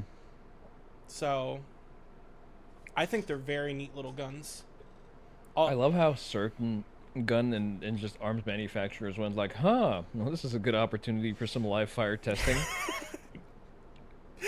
I'm gonna be honest with you. My whole conspiracy theory about the U.S. and Europe getting involved in that war at all, like the reason why they care is they just wanted a new testing ground because Iraq was over in They just want Afghanistan. companies to finally do QA before they release it to the market. Yeah, I think that's all it is. I'm gonna be honest. That's my hot take. I can't think of another reason why they care that much at this point. Hmm. I don't know. I think they don't really care, and I think they never cared. It's more about, their indignation about it happening without their permission. Mm-hmm. My conspiracy theory for when things just popped off was that it is an agreement, that there was an agreement between Putin and Biden to essentially completely isolate Russia from the rest of the world, and they would just exist as separate domains, and they needed a hot conflict as a reason to do that. Yeah, but they did that anyways. I mean, if you look at NATO Well, expansion, they were already pretty surrounded. uh, see, the fact that Russia wasn't accepted into NATO is, I think, a problem that people underanalyze, or rather overanalyze. They put blame on, like, shadow puppeteers that just wanted to suppress Russia and continue to back them into a corner. I think it's more of a problem of, at the time when Putin wanted into NATO, he still didn't have a military worth speaking of, and he also still had floaty territories in Chechnya, which was a region that was actively attempting to secede. Yeah, I don't know. Which is, if you notice, it's actually a frequent topic for countries that have that sort of pending status or non-confirmed status of not being accepted into NATO. That's the same reason Ukraine was denied membership when they requested it, because they did not have a locked-in border. They didn't have operational control of their borders because there was that conflict area of the Donbass. And same with Georgia, because they have Ossetia, which is also like a region in active revolt and technically controlled by Russia. So you don't have your concrete borders. It means Hmm. like the moment you're accepted into NATO, you just automatically trigger Article 5, and nobody wants that. Yeah, but aren't there like two NATO members right now in a border conflict, kind of, a little bit? Which being Greece and Turkey, if I remember, or something. Well, they're in conflict between each other, so I guess that makes it okay. I don't know. Mm, Do they have an active territorial I dispute? I believe thought that. so. I didn't think they ever Ah, negotiated. I think they still occasionally fly planes over the territory and do that shit. is it the same as like the quote unquote Chinese islands in the South China Sea? I think it's more Like, like the India and China border, where they just kind of punch each other every hmm once in a while and then go away. huh? No, in terms of like significance of what they're fighting for, they're just fighting for rocks in the middle of the sea. Let me double check. Yeah, I think they're fighting over some islands. Like the what's it called? The Shikoku Islands is Yeah. the disputed territory between China and Japan right Yeah, I now. think it's that type of thing, but I do know that there's been some like, punching and kicking between Mm-hmm. representatives of the country, like literally at their border Uh-huh. and stuff. But again, I don't think that would trigger Article 5 because both Greece and Turkey are NATO No, but members. I'm So, saying that the dispute existed before at the Turkey moment became a when NATO they were. member, Mm-hmm. and I'm pretty sure they fought against it, them joining, but they still did anyways. Mm-hmm. So I'm saying that it's been done before. Maybe not on this scale, but it's been done Yeah. before. Well, I think it's also a problem of scale because both for Georgia and for Ukraine, there's like a hot conflict technically still happening at that border. Yeah. So I can see that preventing their membership.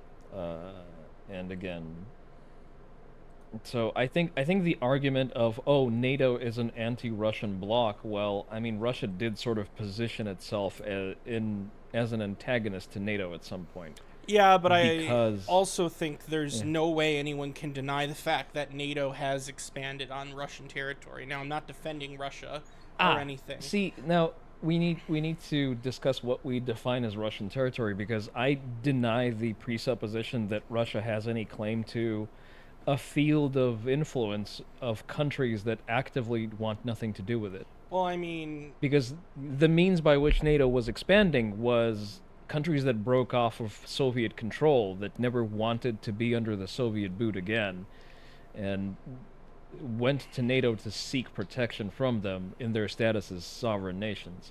Like, I don't know, have Russians tried being a less shitty neighbor? that's not what I'm talking about, though. Okay. I'm saying if I Well, was the Russian government and I saw our sphere of influence shrinking in on us, I would become uh-huh. inherently more hostile and aggressive just because it's encroaching. See, Badger, your assessment of the situation is not incorrect in like from your perspective, but I think you personally would have been able to work out an action plan that is better than I don't know than organizing the beating of a foreign diplomat, I mean, a foreign diplomat's child. well, obviously, I'm not that type of person. Yeah. Well, not only as in not a retard. Yes, we've established that fact. I'll disparage your love of CZ, but I'm not going to lie. Um, the thing is that the way the Russian establishment decided to deal with the situation of NATO's expansion is uh it is retarded in a way that only an FSB agent can come up with. True. True. So it's a very Cold Warish and brute force. They think that they need to seed color revolutions and have like hard influence agents, or even invade into certain territories to keep them in check and pressure them. As opposed to what they could have done, for example, with Ukraine, is just economically take over the country. They could have essentially did what China is currently doing to Africa. Yeah, but to be fair, Just part of this buy the entire thing. part of this was I think this would have gone differently if Ukraine did not try to play both sides for a better deal. Everyone around Russia tries to play both sides for a better Yeah, I deal. get it. Belarus, I get it. It's just, Belarus does that 3 times a year. I get it, and I'm not saying that, it's not abnormal or that it's not normal, but I can't help but feel as an American that, they Ukrainian government at the time bit off more than they can chew and just made it worse for themselves. Listen, is their government filled with opportunists? Yes. Well, any government Mostly is. Exactly, I was about to say that. Every government is filled with opportunists because politicians are inherently bad people who score very high on the dark triad. Yeah. Unfortunately, politics is just generally a field that's very unattractive for people of good moral standing and of any that have any marketable skills. Yeah. That is just a given at this point. It is the refuge of the dregs of society that managed to stay out of prison, at least for violent offenses. Mm-hmm. Or that at least committed those violent offenses after being in office. Mm-hmm. But the point I was making here, what point did I make here? Oh yeah, so if you have countries that are actively playing both sides, it means that you can still essentially establish a soft power over them, and therefore make it more profitable for them to exist in your orbit as opposed to trying to work as an agent of the West. Mm-hmm. Like, for example, with Crimea, there was no need to militarily annex Crimea as a territory because pre-annexation, pro-Russian sentiment was higher than it currently is. Yeah, but wasn't, correct me if I'm wrong, I'm no expert on this topic, but didn't internally the Crimea stuff give the ruling party a bit of a boost? Yes, it did. And I was always Well, under the assumption that that was the main reason that happened, is Putin was in a bad spot politically and wanted something to raise morale. that is actively true, yes. But both things can be true at the same time. I guess. So, Crimea historically it was a Russian language. It was essentially a pro-Russian region inside of Ukraine. It was always biased towards Russia. It always had a lot of private Russian money in it, um, because you would have like seaside resorts and whatnot that were owned by Russian interests. Mm-hmm. And Russian was the dominant spoken language of Crimea as opposed to Ukrainian.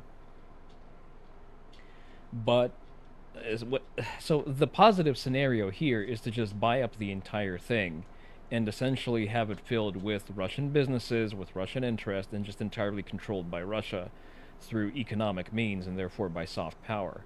That you, if you try to affect any kind of change in Crimea, you still have to go through coordinating that with Russian interest. That would be the correct way of doing that. The incorrect way of doing that is what happened. The peninsula was annexed. The plebiscite that was held was, I believe, legitimately went 90% or close to 100% in favor of joining Russia. But what happened after that is that because it's a unrecognized part of Russia, you can't have legitimate businesses operate there, and they don't.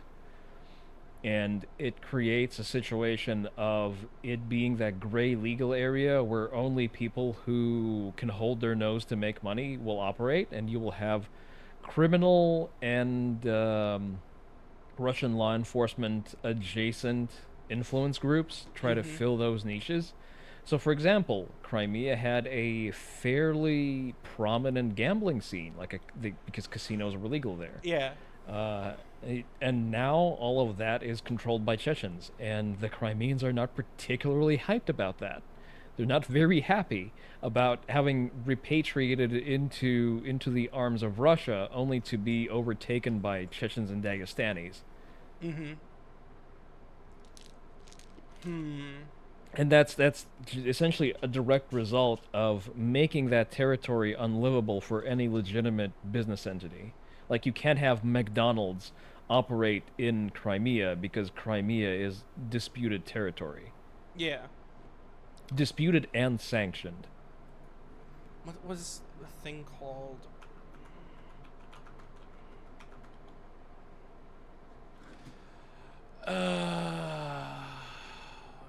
Civilization state.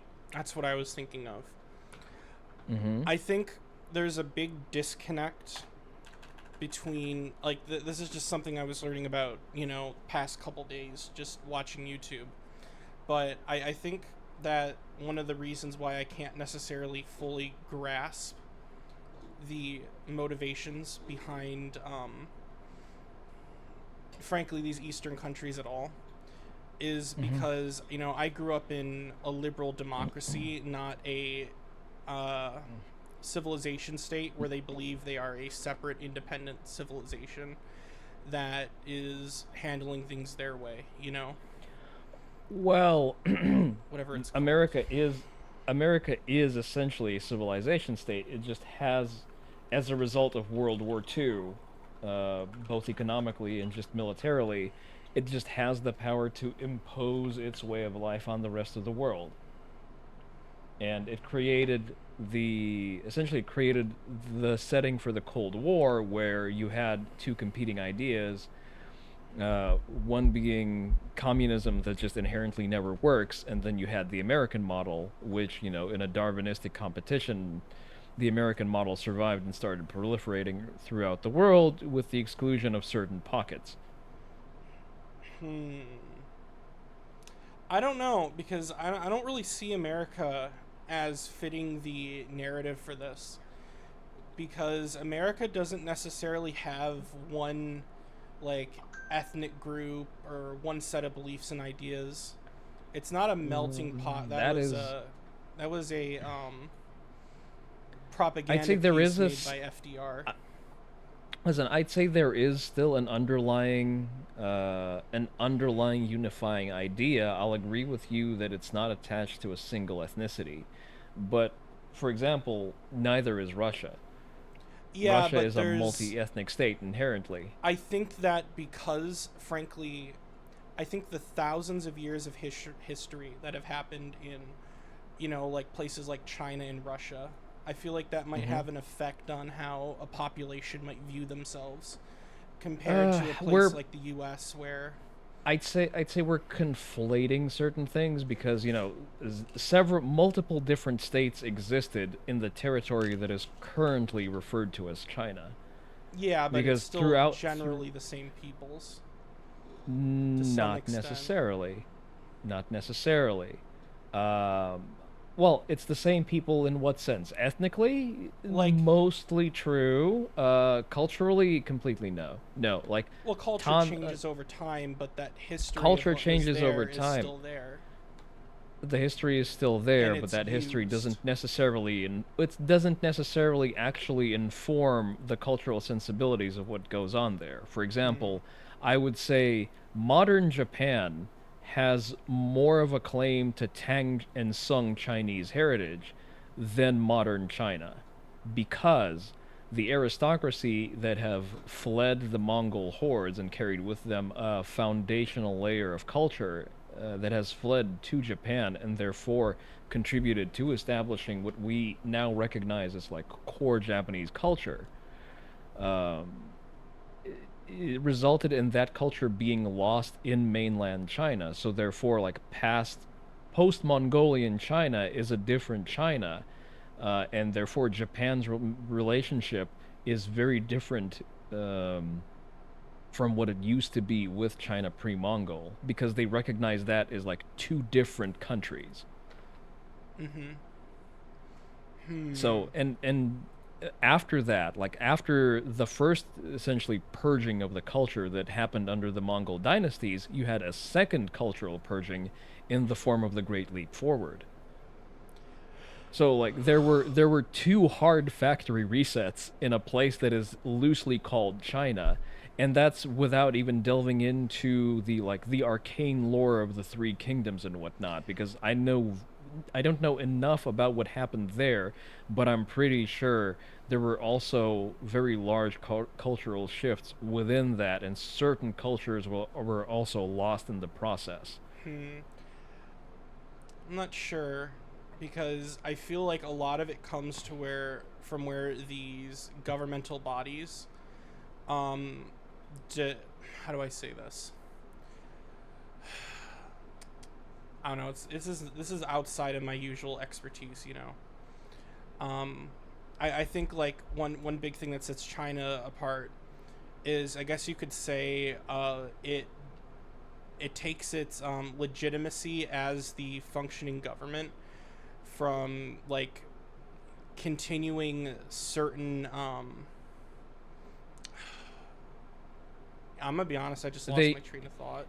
Let me try to word that. So you operate on the assumption that the current Chinese government inherits its legitimacy from previous. Its legitimacy. Believes it in like the narrative it has created for itself is that it is the apex continuation of Great Japan of Great China, of Greater China. Like it is the apex of all that came before them, and it is the continuation of the empires of the past, in a way. But that doesn't really internally make sense, because they're technically the continuation of Mao's ideas, and Mao's ideas were a refutation of everything that came before. Yeah, but that only changed when China started monetizing what they have seen as like old Chinese culture. Yeah, but I don't think that matters. I think it matters how they portray themselves to their citizens and how the citizens actually view themselves, as opposed to what the functional reality is. Well, yeah, then it becomes essentially a juxtaposition of what they think and claim versus what actually happened. And I kind of prefer to stay in the realm of measurable reality as opposed to someone's marketing pitch. Yeah, You but know I what I'm think saying that here? I understand what you're saying, and generally I agree with you. I just think that what what these nations portray themselves as to their people generally affects their people's perceptions of the world and how what's theirs, how power is portrayed. I mean, if you look at that Putin interview with Tucker Carlson, he sure used history, traditions, and you know, um, their mindset about what is Russia's to justify their claims. So here's the thing. Fuck.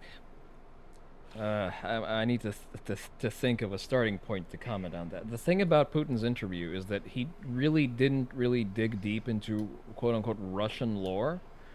What he did was just recite freshman year history. It looked impressive for people who just exist outside of that and for whom it seems like niche knowledge. Things that he has recited are things that are found in not even in a no, I'd even say that's high school. That's high school history essentially that he was reciting with the added twist of coloring certain events in a revisionist way in order to have that lead into the conclusion that he wanted to make. It's actually a fairly common um, FSB obfuscation method. They build you a narrative. They perform slight bait and switches in the middle of the narrative in order to lead to a conclusion that they want you to organically arrive to, which was the purpose of that entire storytelling. Mm-hmm. And not only that, it's not really a universally accepted retelling amongst the Russian population. Well, first of all, we need to quantify the Russian population because naturally you still have the intellectual majority anywhere who just receives their opinions from the television. It's not a Russia specific detriment. It's something that's universal. Most people are just default whatever the fuck. Uh, Americans in mass are default liberals until they're faced with a reason to not be, because that is the overarching media narrative. Most Russians that are occupied with other things are default Votniks until they encounter a reason to not be, Hmm. because that is the overwhelming media narrative again. Most people don't really think for themselves. They take marching orders, or they bend to the popular consensus, or what is sold to them as the popular consensus. So Hmm. I don't. So to your point, I think it does hinge on whether or not the population actually believes the sales pitch they are being sold. That is also important in their like self recognition. Hmm. I think we have some differencing underlying assumptions about the West, though, too. Is because I don't think America has a culture or Europe has a culture anymore. I think it's And just any economic more is a forces. is a com yeah, see, any more is a comment that I will agree upon. I think that what used to be culture has unfortunately been supplanted by neo-Marxism. At least in my lifetime, I haven't seen it. Hmm. There's some uniquely American ideas, but they're just ideas. None of them are practiced in large. So, I will. Well, again, in that case, we need to define what is culture, because like it's a very wide net to cast. Like you could zero in on what is modern American culture, and it's going to be a certain combination of individual liberties and consumerism. That is also culture, and that is actually something that I we've don't know. successfully I exported. wouldn't say individual liberties. Maybe, for a quarter of the country.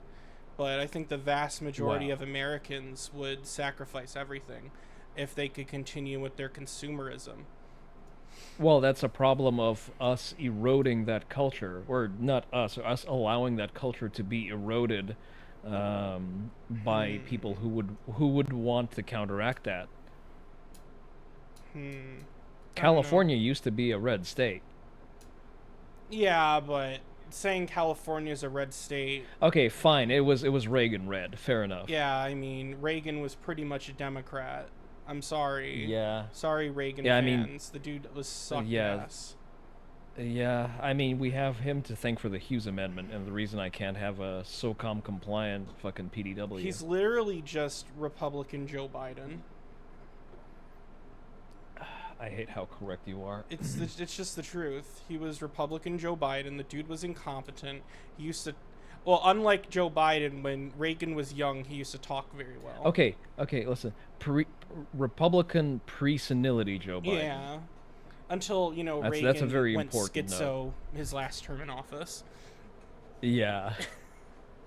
God, fucking time is really a flat circle, isn't it? I mean, like, honestly, they should have kicked him out when he created the Department of Education. You're not wrong. Yeah, I don't know. It's also funny, like, he did the exact thing that he hypothetically warned against, because I still like his quote of the 9 most terrifying words in the English language being I'm from the government and I'm here to help. Yeah, well, It's funny how prophetic that is for things that he actually did. yeah, I mean, I don't get why people suck him off. I'm just gonna say it. I don't understand it. Nostalgia bias. Maybe. Most people don't really think too hard about things they're told about history. They just generally subscribe to thing old therefore good. I don't know. I really have to see things to believe it. And looking at the effects Reagan caused, I mean, I'm not gonna say he was as bad as FDR, but he was pretty bad. Yeah, I'm there with you on that. But the point being, I think, well, so to the point that you've made that like a quarter of the country is willing to surrender their personal liberties. No, I'm saying only a quarter of the country is not willing to surrender. Okay. Yeah. Sorry about that. Yeah. So I think that's generally the normal state of affairs for the human condition.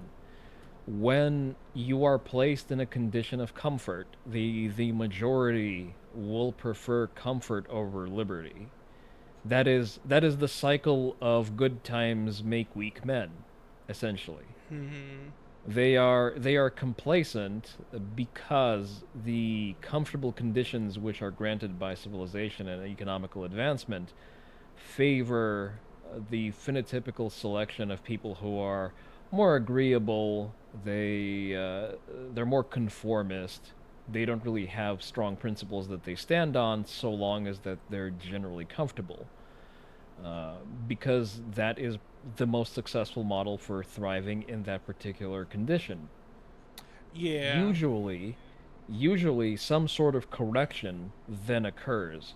It either occurs through Rome falling, or it occurs through rapid onset of certain conditions that will just reverse that pussification of the mass population.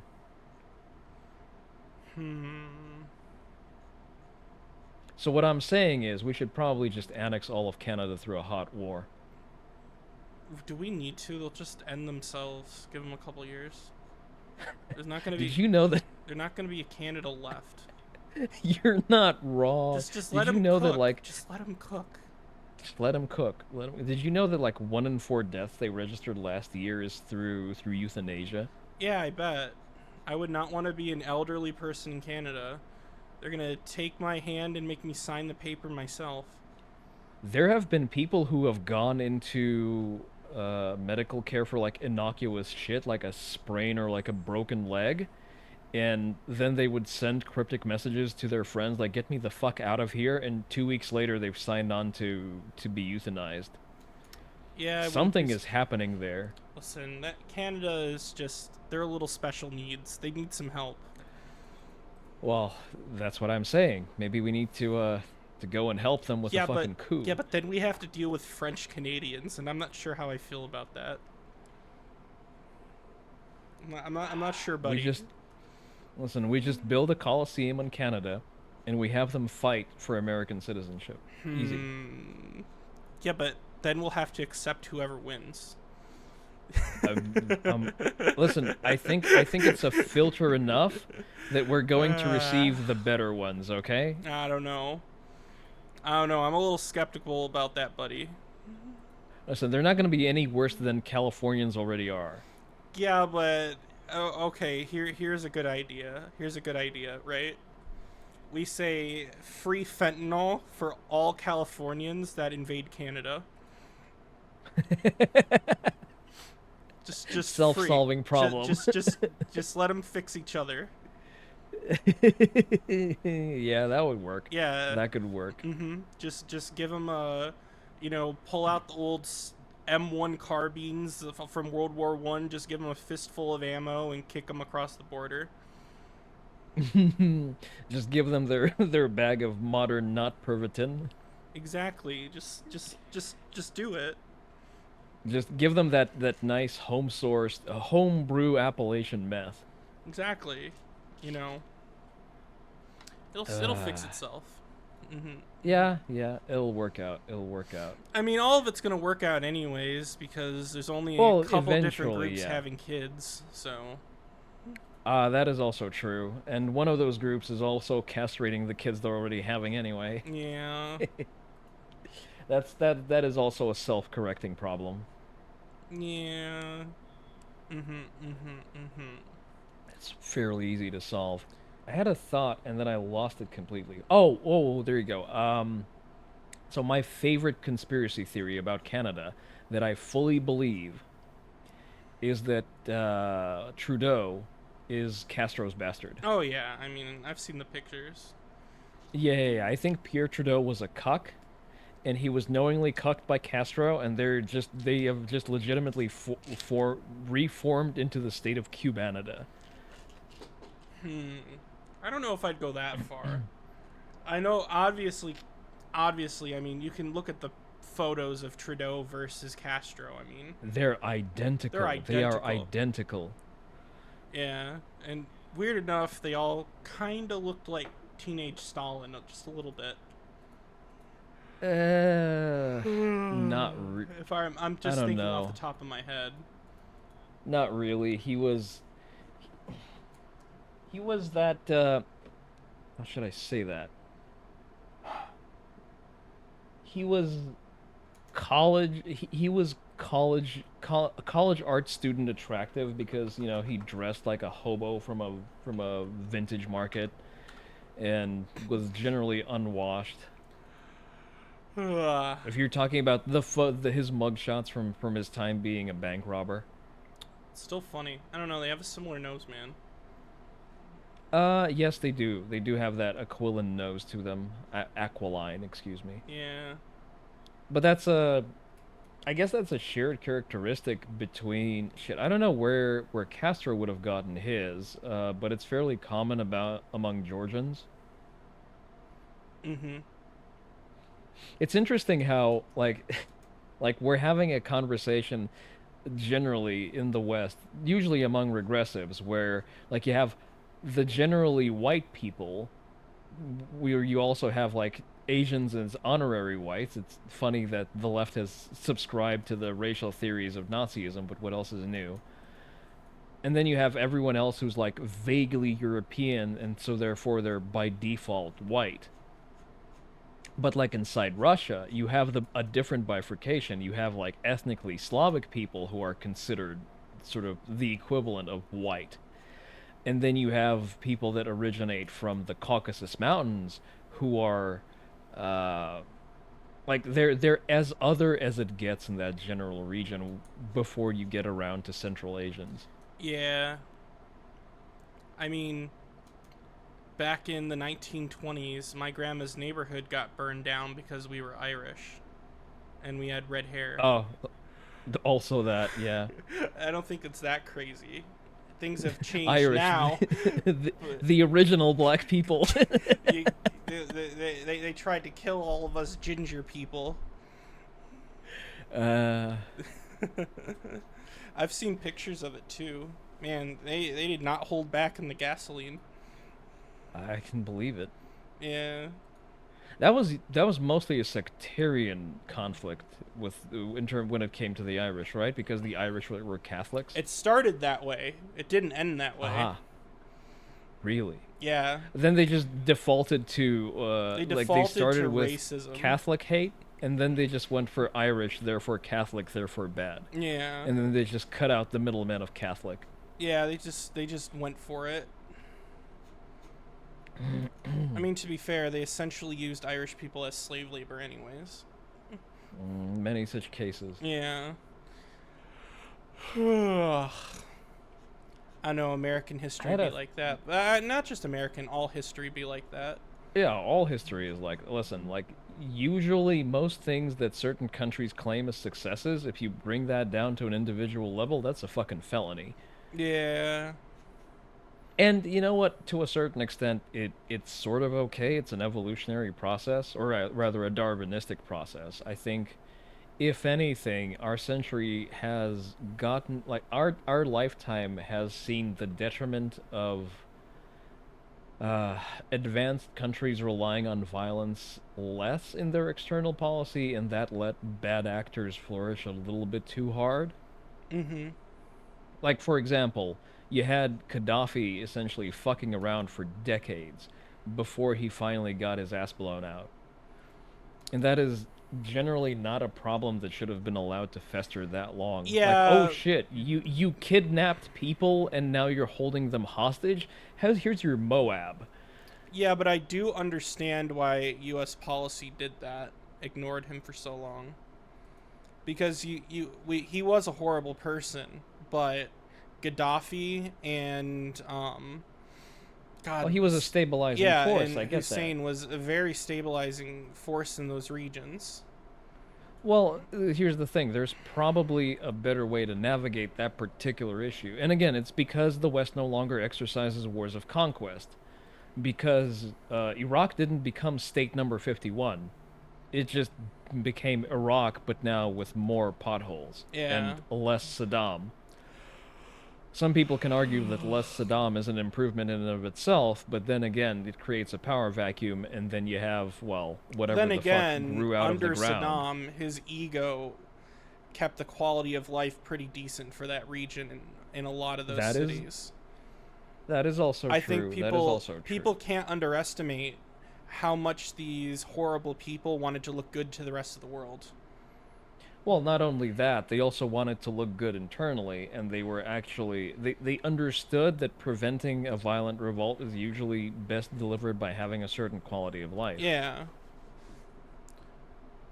So there's a balancing act in there somewhere. So probably either installing good puppets or thoroughly removing whatever is the destabilizing factor in that region before you remove your stabilizing factors would have also been a good idea, because if you scrub off the black mold off of just one tile in the middle of your bathroom, doesn't prevent the mold from the surrounding tiles of growing into it.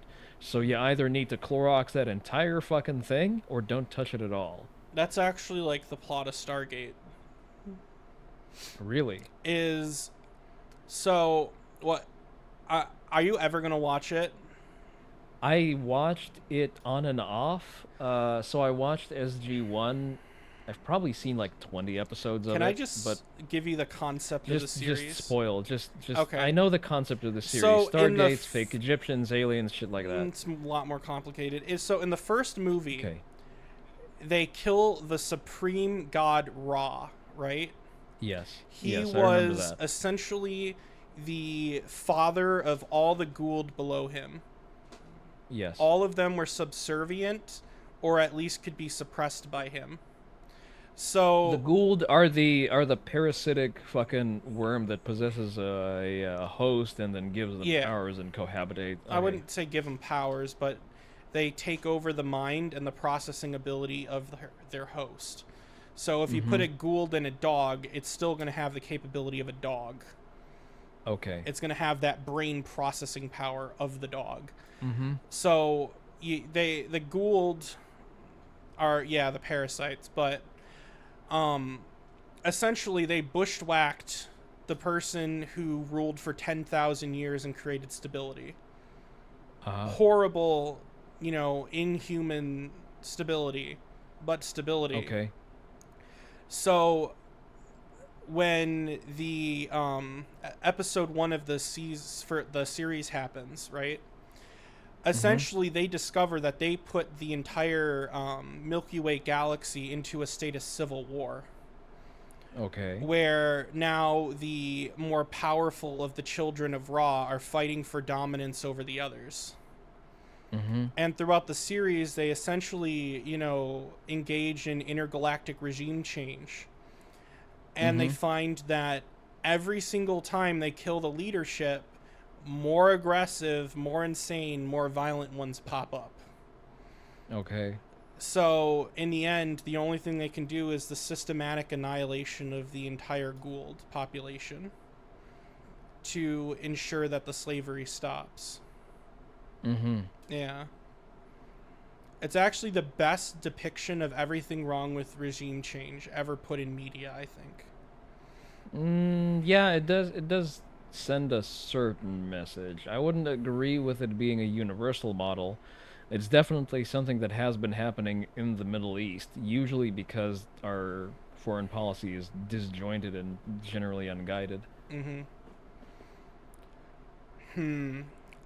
What's funny, though, is a show written by Canadians about the U.S. military did the U.S. military better than the U.S. military advisors on the show.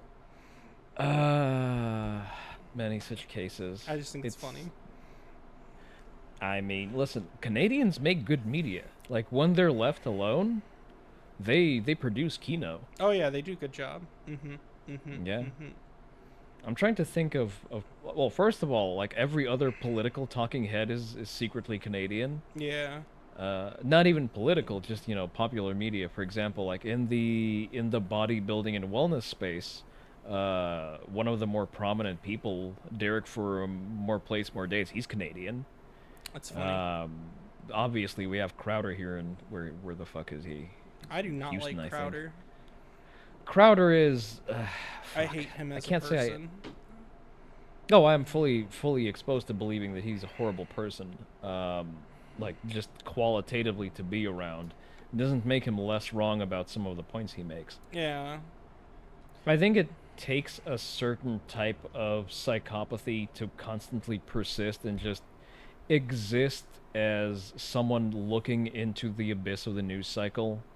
Like, if you are not a deranged person when you start, you're definitely coming out that way on the other end.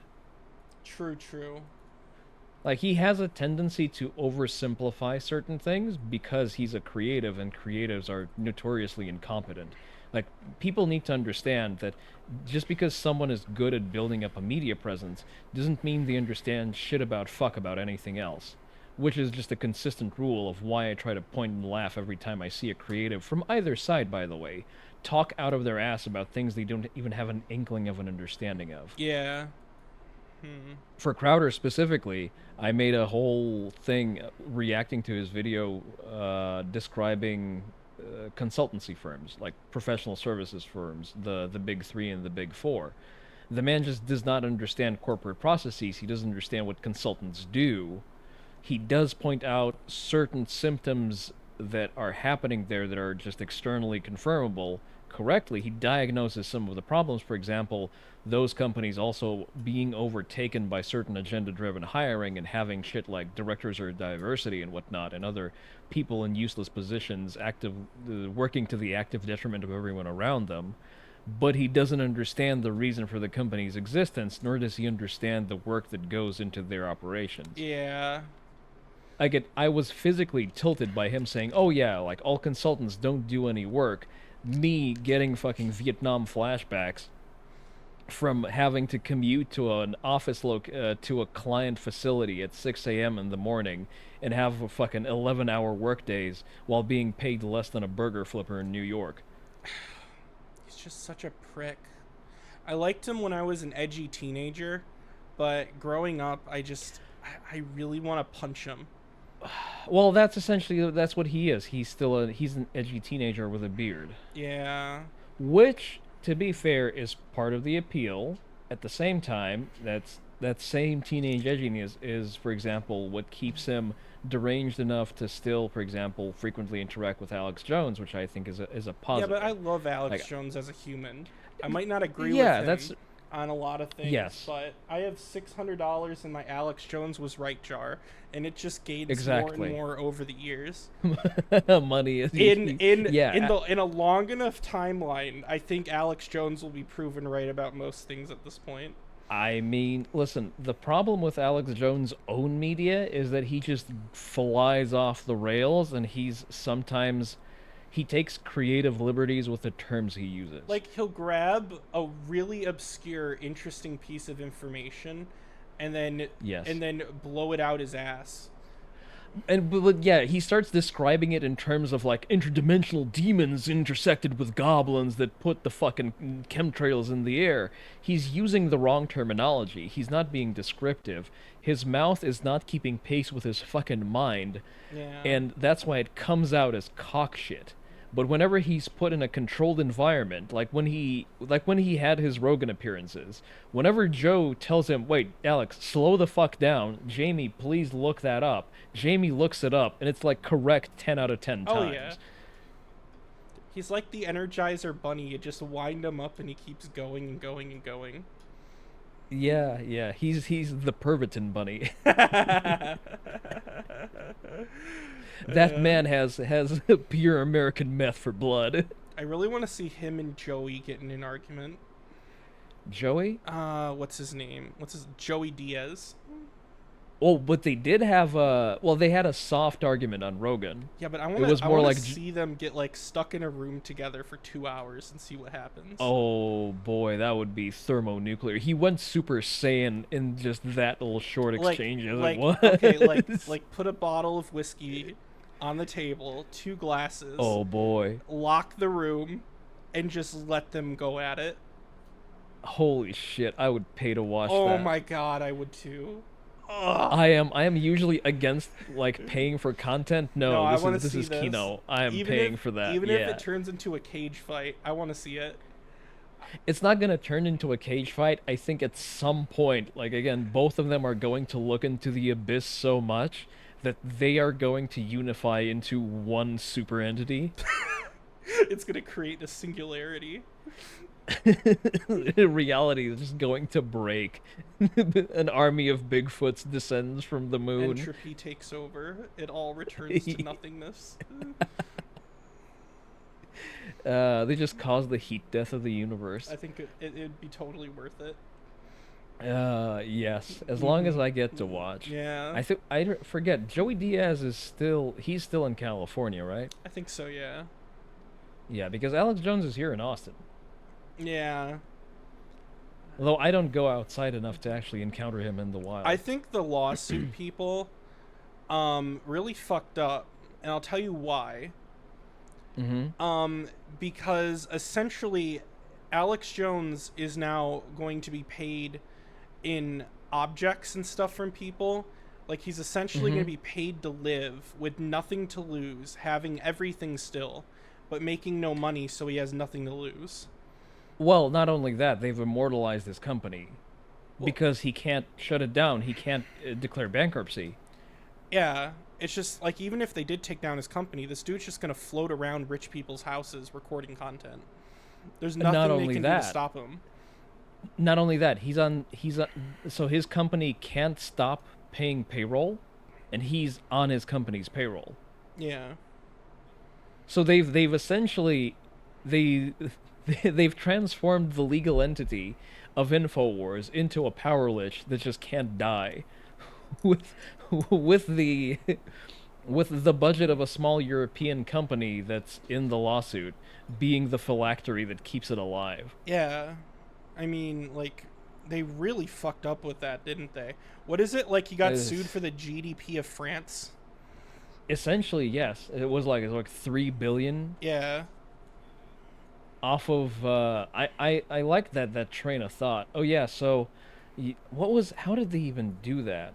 I forget how they arrived at that number. It was summary judgment completely. Alex Jones didn't get to defend himself at all because the judge decided that that he didn't give all the documents despite giving it to him. Yes, Nothing was ruled I on the remember. merits. It was all summary. Yes. Can he technically appeal that? Like, he could Uh, technically go all the way up to the Supreme Court for that. I'm sure they will, but I don't know if he has the will or the money to fight it anymore. Well, he technically has infinite money now because his company can't go bankrupt. So technically, he could also infinitely borrow against it. I don't know. I don't know if he still has control over the company's assets, though, does he? This is far He does. outside of my realm of knowledge, He's FYI. so he's, as per the ruling, he is supposed to keep the company operationally active. He can't close it down. He's not allowed to declare bankruptcy. Weren't they trying to And liquidate, though, recently? not that I've heard of. Hmm. He can't liquidate. No, I think, like, the He is court was trying to force them to. I think you're confusing that with the Trump rulings because the Trump rulings tried to Let me double liquidate check. his legal entities in New York. Okay. Oh, I know the Trump thing, but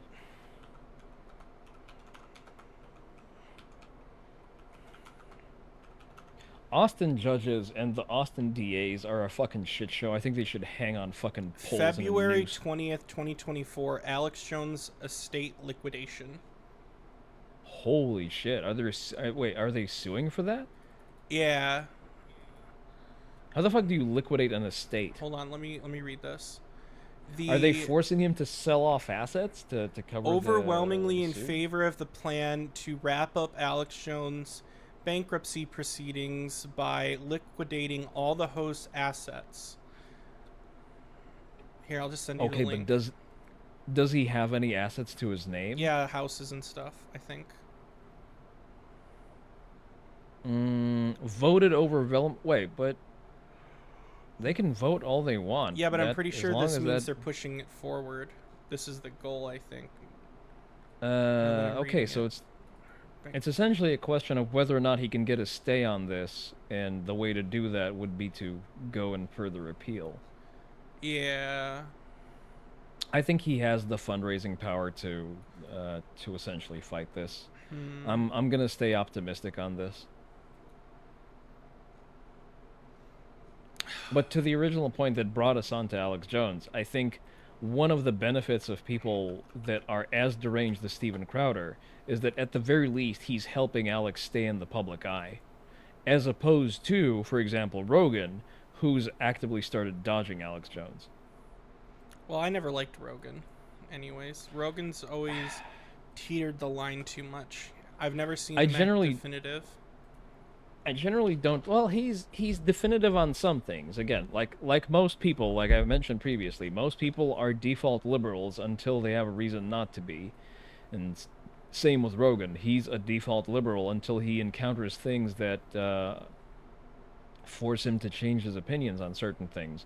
And he's sort of encountering, like, reality is forcing him to into correct opinions. Like, holy shit, he realized that he got paid a shit ton of money, and then he's like, wait, I'm gonna pay taxes off of this in California? No, fuck that. And that's when he sort of started drifting even more towards being a consistent libertarian. Mm-hmm. Uh, I I hesitate to say that I like any media personalities for the same reason that I've said previously. Most of them are talking heads who have never held a real job and don't know how the real world works. Well, I like Tim Pool simply because he acknowledges that fact. His entire Well, that's big. He's open Yeah. about the fact that his entire experience is civil conflict reporting. Well, that or him working for Vice and what, like, he's been in the media hug box for his entire life, and he has done nothing but skateboard and do media. Yeah. And even then, at the very least, he still has more real world experiences from, like, his broke bitch ass days, essentially. Yeah. It's so I wouldn't say I agree with all of his takes or anything, but I respect him more as a human being than most of the people in this Yeah, sector. yeah. You know, at the very well, because his frame of reference is at the very least less detached from reality. Well, his frame of reference is being homeless in Chicago in the 2000s. Yeah. Yeah. Yeah. Well, not only that, now his frame of reference is being arguably the largest independent media news outlet. True. Um, True. and that does color his opinions in a certain way, and Mm-hmm. the fact that he's also uneducated does also inform a lot of his Oh opinions yeah. and his frames of references, which is also a thing that is in common amongst a lot of creatives, especially around the quote unquote like conservative sphere. Like they frown on education wholesale and like on college educated people wholesale because they don't understand that not all college education is fucking genderqueer dance theory. Well, there was like I dropped out because there was no value for me to go to college. I already had a career. I was doing fine. I'm like, why am I wasting my money here? Yeah, yeah, valid. See, for me, for example, my education directly contributed to what I do for work because Mm-hmm. I'm a business major. Yeah. And when you're a business major, you're taught to how to correctly structure sales pitches, how accounting works, how business email etiquettes work. So things that are like soft skills, yes, but they're still tangibly useful in your everyday life in a corporate environment. Uh, at the same time, for example, there is still value for me to go and pursue an MBA. Will I pay for that MBA with my own money? Very unlikely. Mm-hmm. Because, see, like, if I use my own funds for it, it doesn't really translate into that value for me directly. I don't think a Harvard MBA right now is going to be worth the Are you $300,000 that they're kidding? going to You get charge a me for it. Harvard MBA, you're gonna get restricted from working at dozens of companies. Really? Oh yeah, 100%. Harvard Uh, students have been blacklisted from dozens of companies at this Wait, point. hold the fuck, hold the fuck. Harvard undergrad students. That's Harvard University, not to be confused with the with the business school. Harvard Business School is a standalone entity. That one is still fine. Okay. That one is still fine. What you're talking about is Harvard University and specifically their undergrad program. Mm, I guess. So I am aiming for their executive MBA program. Mm, And well, listen, Harvard is a natural choice for me because I have like background reasons why I will get preferential treatment that I yeah. won't get into here. Um, and in addition to that, like there's just not an Ivy League school that is better because they're all sort of the same. And at the very least, you know what? They fired that fucking hack Claudine Gay, Mm-hmm. which is, you know what? It's a good place to begin with, I guess. Will I still go to in-person lectures wearing a Brandon Herrera T-shirt? You fucking betcha I will. I will do everything to run afoul of like some obscure fucking rule so that I can go then and contest that on the grounds of the First Amendment. Mm-hmm. Like, I fucking dare you to ban me, a fucking Ashkenazi Jew, on the grounds of the First Amendment. I fucking dare you, bitch. That'd be a funny lawsuit. I will go into class with a T-shirt that sells "You can ban bullets, but you can never ban my balls," and I would like to see them fucking challenge me on that. That's funny. Mm. I've thought about going back to school a couple times. School is school is weird. You know what? Another thing about Harvard, at the very least, there are still good eggs in terms of Harvard professors, like people who actually teach hard sciences, like, you know, as hard as business disciplines can get. Yeah. But like you still have people who, like for example, who teach financial audit or like I don't know, financial assessment, mergers and acquisitions, even marketing. Marketing is also fairly well taught. And usually Harvard professors that I've encountered on like when they did guest lectures and shit like that, they are fantastic. Mm-hmm. Because the case study system exists and persists for a reason because it's a very good way of establishing like precedents and best practices in the industry, and then you can sit around and you can play with the concepts in a room that is still legitimately filled with people with like under genius IQs. Yeah. Hmm. I don't know. Has the value been degraded significantly? Yes. Does everyone need to go to college? Fuck no. Especially since every other degree is some fucking commie gobbledygook. Also true. But there are still legitimate pursuits that benefit from having formal education in Ivy League schools. Like, I want to do a career change. Okay. I've been working full time in IT since I was 18. The day I Mm-hmm. graduated, I got my first job in it. Okay. I am sick of it. I am 25 now. I've worked in this field long enough. I've been Mm-hmm. thinking of going to school for biomedical engineering. But in order to Hmm. do that, I essentially have to sell my soul to Michigan State University or something in order to do it. Mm-hmm. Because it's not like I'm just getting the medical training, right? Yeah. I'm going to have to pay for tons of useless junk that do nothing for me. Such as?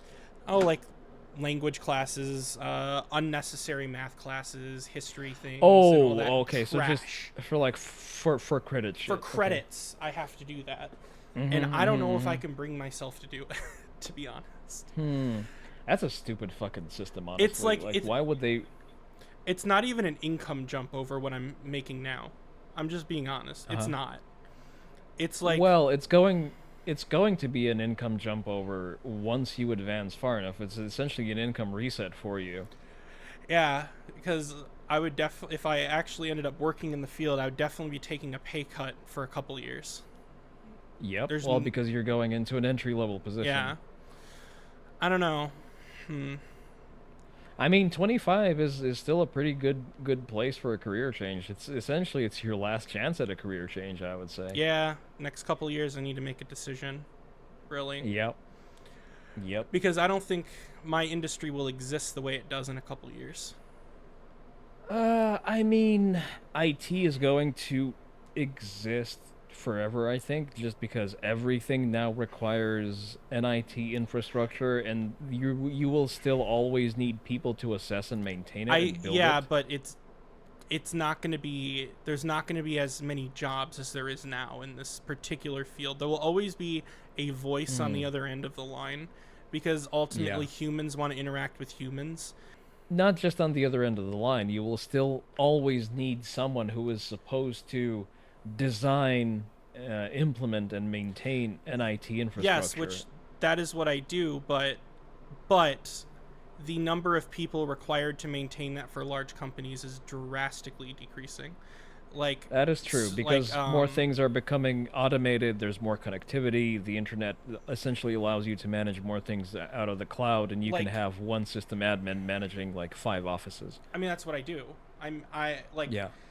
when I worked for, a big car company, I managed thousands of servers that I've never seen physically before. I have no idea where they were. But infrastructure as code let me deploy stuff rapidly. So my department of 10, handled frankly, hundreds of offices worth of materials and equipment. I'm saying, like, there's always gonna be, you know, the higher level jobs, right? And the Yep. people who have specialist knowledge will always be employed. But those mid level jobs, the entry level jobs, are going to be few and far between.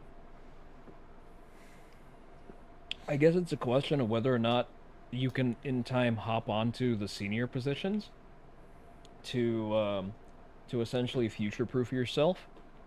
I've been able to do that to some extent with my unique experiences that I have. Uh huh. Like, I have a very unique and identifiable mix of experience. I could not discuss it here, Mm-hmm. but Sure. Sure. Sure. um, it's kept me going pretty well. But Mm-hmm. I don't see anywhere to go above this at this point. I see. Yeah.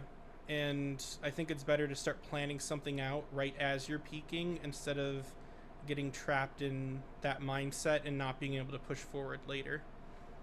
Yeah. Yeah. That's true. If you That's know what I true. mean.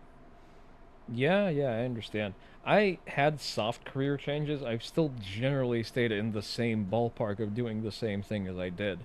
Like excuse me, I was always doing some form of relationship management, account management, something to that extent. I did that for different industries, but it's still essentially the same work. Yeah. Like, I've done cybersecurity. I've done network engineering. I've done system administration. I did my dues at help desk. Cybersecurity is an interesting field. I'm looking at it as like a it's becoming more of an everyday necessity for just on a level that's just beyond your baseline consumer. Yeah. For just, essentially understanding my own security perimeter, pen testing certain things, understanding what my digital footprint looks like. Because I am becoming woefully aware of certain bottlenecks that I'm just not addressing, and it looks like it's a field of knowledge that I'll just have to eventually invest time into. Oh, I think everyone's gonna have. I think everyone's gonna have no choice at some point to care. Whether it be someone taking over your life and you having a personal incident, or Yeah. it just becoming a necessary part of everyone's job to be aware. Well, for one, like the entire reason I'm a VTuber is because I want clear separation between, well, this and my personal life. Yeah. And the only way to do that is to have certain fail safes and have like clear compartmentalization between myself and my personal life. And for example, in things like payment processors, that's very fucking difficult to do because our payment system is set up on the concept of KYC, which is just antithetical to anonymity. Yep. Which is an important collision to navigate, and like cybersecurity sort of plays into that because like having to interact, for example, with Twitch, I am affiliate. Twitch knows my social security number. That's already potentially a security risk. I think that, and this is where I start bitching about Republicans here. Mm-hmm. Their efforts to protect children are going to end the ability to be anonymous on the internet. Just inherently, it's going to happen. Is there an effort to do something like that? Yeah, there's a big child online safety bill about to pass. Oh, fuck. I hate fucking everything that has to do with, like, everything that's worded as online safety is cock shit. It just has nothing but detriment. Let me pull up the bill. Well, folks, I guess I'm graduating. The Kids Online Safety Act. I hate the way it's called. I hate it. Well, it has rhino written all over it. It's exactly what you think it is. It's a bunch of Democrats and a bunch of rhinos got together and they had a baby. Oh no. Oh no. It's a disaster. I'm sorry, can we revive the good and history tradition of just tarring and feathering lawmakers that do stupid shit that nobody wants? Yeah, it's been introduced. It's been in there, like, they've been cycling it around since 2022, but they keep reviving it. I just want the Freedom Caucus to finally overtake the entirety of the Republican Party and just cause utter chaos. Yeah, but some of them are supporting it, though. Oh no. Yeah, here's the new version, I think. Yeah. It's Blumenthal, one of her creations. Here, I'm gonna link it to you. Yeah, go ahead. I'm not sure I'm gonna integrate a lot of this into the visuals. I probably will. Yeah. But introduced text. I'm not gonna read through the fucking list. they're also, because they're trying to raise the age of For himself and Blackburn, god fucking damn it. Of course the fucking Wynant is signing on to that. Oh, of course, yep. Klobuchar. Who else do I recognize? Rubio.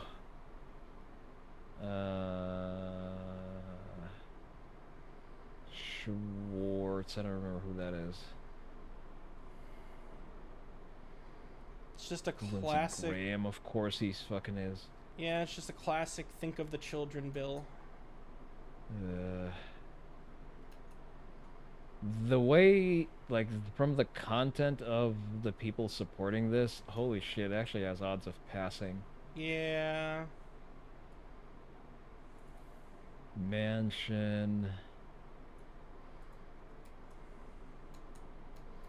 They're gonna force a utilization of an age system Warren. that essentially is gonna require identification to be present. That is, that is the gateway to a digital gulag. Well, that's essentially what it is. Yep. They're gonna try to use the FTC to regulate the internet.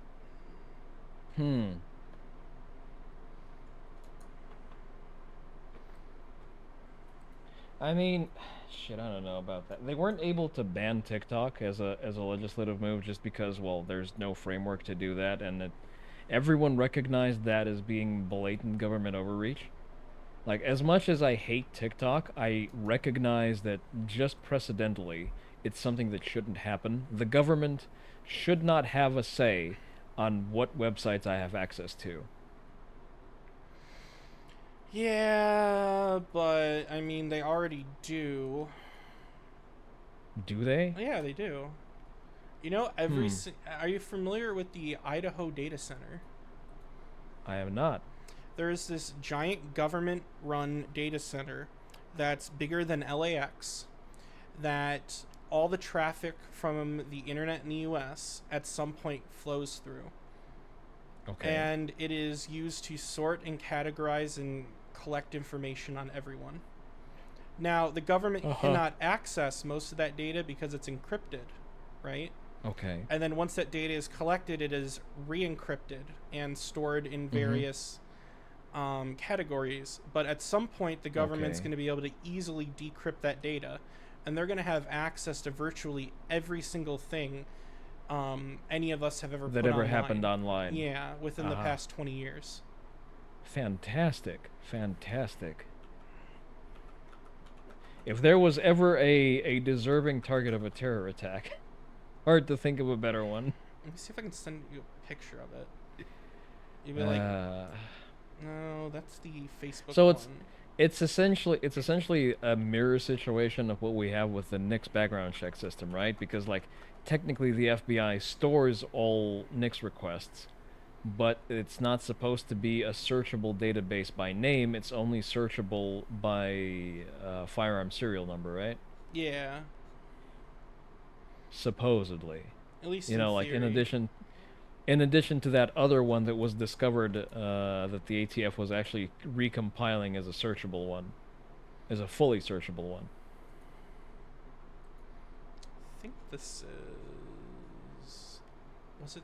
Speaking of the ATF, do you think we're ever getting machine guns? Yeah. How soon? Do you think that would come along? When mass civil disobedience lets it happen. Well, we technically already have that. No, it needs to be larger. It needs to be so definitive that no court will ever be able to cope with the amount of people being arrested. Here's the problem with gun rights activists, and this is a Badger gripe. Stop complying. Risk your ass. Just go to prison. Stop complying. Risk your ass. Come on. You want to fix things? Just stop. Yeah. Stop listening. I think that is what happened with the brace rule, because essentially people just they just did not care to comply. It is an American tradition, goddammit, to not comply when the government's being retarded, and eventually they roll over. Just stop. So we just need to proliferate 3D printers more. They should be handed out. Listen, I maintain that we should have government subsidies for buying ammo and guns. Like, you get that one-time subsidy to buy your Minuteman rifle, which should be a 16-inch AR-15. Listen, I'm for the government as saving part of your school funds, like from the Department of Education, to give you a rifle when you graduate high school. Interesting. Yeah. But then you're gonna get complaints about people. Oh no, like an AR is too large or too heavy for me. I want a CZ Scorpion.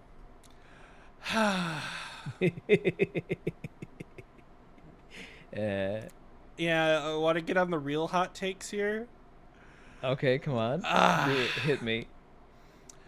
Service guarantees citizenship. Sure. Yeah. Yeah. Honestly, Service is hard to facilitate. See, like for well, example, if you're yeah. defining service purely as military, that's different.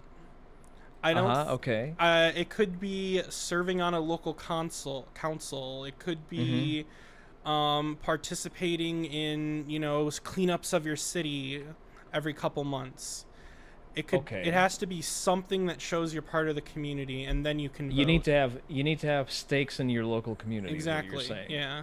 So how about we address that from a different angle? How about we limit voting to net contributors to the government budget? Well, to the budget. Essentially only net Well, I mean, taxpayers. that shouldn't be a discussion. Obviously, Yeah. people who post an income tax on the year of an election should be allowed to vote. On the year of an election, interesting. How about lifetime net? No, Because that way you would no no, no. Unless explain. you're retired and you get a retired status or something. That's why I specifically said lifetime net to factor in retirees who But have over the course of their life paid a shit ton of tax and are now like receiving some sort of benefit, but that's one over their thing. lifetime they've definitely paid more. There should be local boards that consider it. Like, Mhm. let's say, if you have an income tax the year of the election, it should be a default push through. Obviously, you're participating, right? Okay. But if, let's say, you're disabled and you worked and you can no longer work, and that's like a real Mhm. thing, obviously, Mhm. you did your Yeah. dues, shit went wrong. You can't be punished for that. I think most Okay. people can agree to that. But Sure. if you retired, you worked a full career, and you get a governmental status saying you are now retired, Okay. you should be able to vote. But I don't think someone should just be able to work 1 year and then get full, privileges that everyone else has. That's what I'm saying. I'm not saying that. So you work 1 year and get full privileges. It wouldn't work like that. It wouldn't. It would work in a sense of, here's like the balance of essentially benefits you receive from the government in one way or another. Like for example, it's like averaged out costs for law enforcement in your area, like infrastructural investment, and that is deducted against like federal income tax that you've paid, and that is calculated in an accumulated sum year to year to year. And as long as your balance of paying into the system is larger than the benefits you received, then you are a voter. Yeah, but like, are we doing age restrictions here? Because there's no 18-year-old that's government benefits was more than, or they paid in a system more than the government gave them. The shared benefits would factor into that. Like that's why I mentioned law enforcement, infrastructure projects, things of that nature. It would still likely he would still likely receive more just as a participant of society because he lives in a policed area with roads that work versus whatever fucking pennies on the dollar that he's paying in taxes. Okay, so can I ask a couple questions then? Go ahead. So I just graduated high school. I work a Uh-huh. small job, nothing big while I go to college, right? Okay. You make And like 20 grand a about year. like 20 grand, yeah. Nothing crazy. Uh-huh. And the election year is at the end of the Mhm. year. I've worked for Yep. about 8 months. I have not submitted Okay. an income tax yet, but I have paid into the system. How would you want to handle something like that? Wait, you have not submitted an income Yeah, tax? because it's not tax season yet. I have not completed a full Well, year of working. then you're not on the books. Okay. Okay. Tough shit. Interesting. So then next cycle you would start it. In the next cycle, you are now a voter. Yeah, you file your taxes before April, or you can actually file late taxes. What am I saying? You don't need to be in tax season. Mm-hmm. Like I've filed late taxes. It's actually they go through fairly quickly. Yeah. I was just curious how you would handle something like that. Uh, if there's not a record of you paying, you know what? There will still be a record of you paying taxes though, Yeah. because your employer still files the tax paperwork for you. Yes. Because you still have your W-9 and shit like that. So if there's a paper trail of you having paid taxes, that is still factored in, and it would be the IRS keeping track of that. Okay. Because you filing taxes is just essentially you confirming whatever math the IRS has on their end. Yeah. and then essentially alleviating the difference if one is identified. Mm-hmm. Interesting. So Yeah. obviously, we this didn't make it into this recording, but last session I also stated that I think the voting age should be raised to 25, definitively. Yeah, we did talk about that, and I'm generally on board because, well, two main arguments. At 18, you're still a fucking dumbass. I say that as someone who's been 18, and I have done dumbass things, I and I have definitely seen did. mine. Yeah, there's probably multiple records of that happening. Listen, your brain is not fully formed Yeah. at that age. That being said, it means that all of the other things that happen at that age should probably also be limited to 25 years old. And that's going to create an odd fucking, well, it's going to create some turmoil. For example, the military relies on dumbass 18-year-olds to recruit. That's not really something that you can dispute. Yeah, but in the other hand, you're then giving yourself to the support of the government. That's a little bit of a different scenario than I'm just going to college and stuff. Yeah. I Fair think enough, if fair you're enough. an active duty service member at that younger age, you generally should be given slightly more privileges than the other people in your class. That is fair. You do trade your autonomy. You do incur significant risk. Yeah, at that point you should be able to vote young, I think. Okay. We cut out a caveat for people who have completed service as opposed to entered it. Yeah. Mm-hmm. Because if you enter service and then are discharged, I think you should benefit at any point Yeah. from having done that. Mm-hmm. Not only that, like, you still have to factor in that you are essentially condemning them to the horrors of dealing with the VA. Exactly. So, I mean, give them the benefit, any benefit of the doubt you can, you know?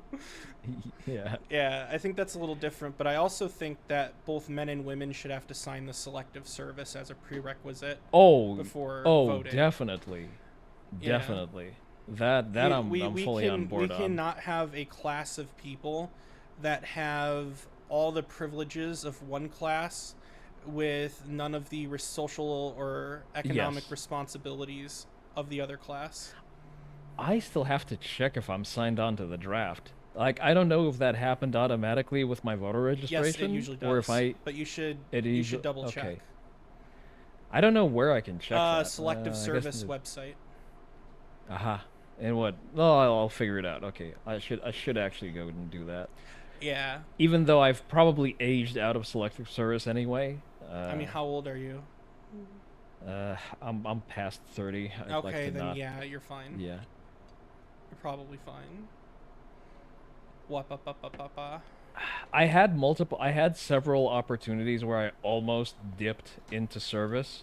Mm-hmm. Mostly because I just didn't have anything better going on. I just remembered something. Sorry. Yeah, go ahead, regale, share with the class. Joining the military is for guys what joining OnlyFans is for women. It's not. Listen, I would say that's still inaccurate. No. I have like personal friends who have joined the military because they felt compelled. Like, I know people who joined after 9/11 because they legitimately were of the mindset. Huh? Poor souls. Well, yeah, they were in the mindset that the country is legitimately in danger, and there's an entire generation of vets that signed on because of that. So I feel like that's still an unfair positioning of it. I meant nowadays. Myself, though, yeah. Me, I completely fit that. This is, for me, it would have been the male version of OnlyFans. Mm-hmm. Although so the pathways I considered, it wasn't the American military. Originally, I was contemplating. I tried joining the. Well, I didn't try, but I contemplated joining the Mossad. At some point, I wanted to undergo the IALA, the repatriation military onboarding system that you have for repatriants to Israel. Mm-hmm. But that was essentially a toss-up between do I stay and audit or do I try to naturalize in Israel? And I didn't really want to live in Israel, so that was sort of the toss-up there. I'm sorry, And you could never get me to live in Israel. It sounds yeah, terrifying.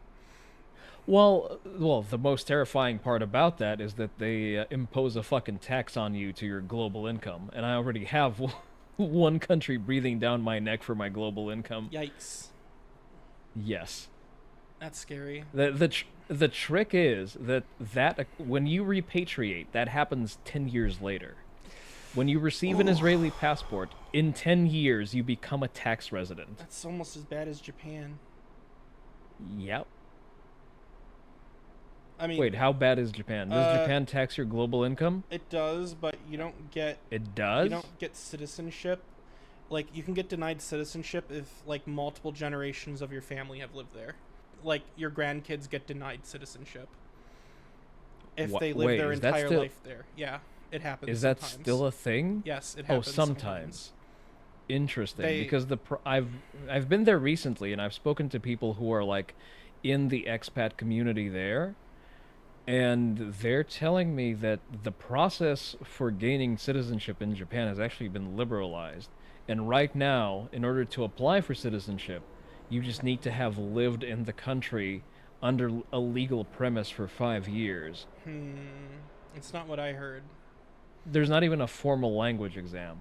Like you need to be capable of functioning in Japanese, but there's not a citizenship exam the same way that there is in the US, for example. I wonder if it's limited depending on what country you come from. I would assume that it's informed by what country you come from, but then again, it was the liberalization of the immigration process was exemplified to me on the example of an Iranian-born college professor family. Interesting. Yeah. Hmm.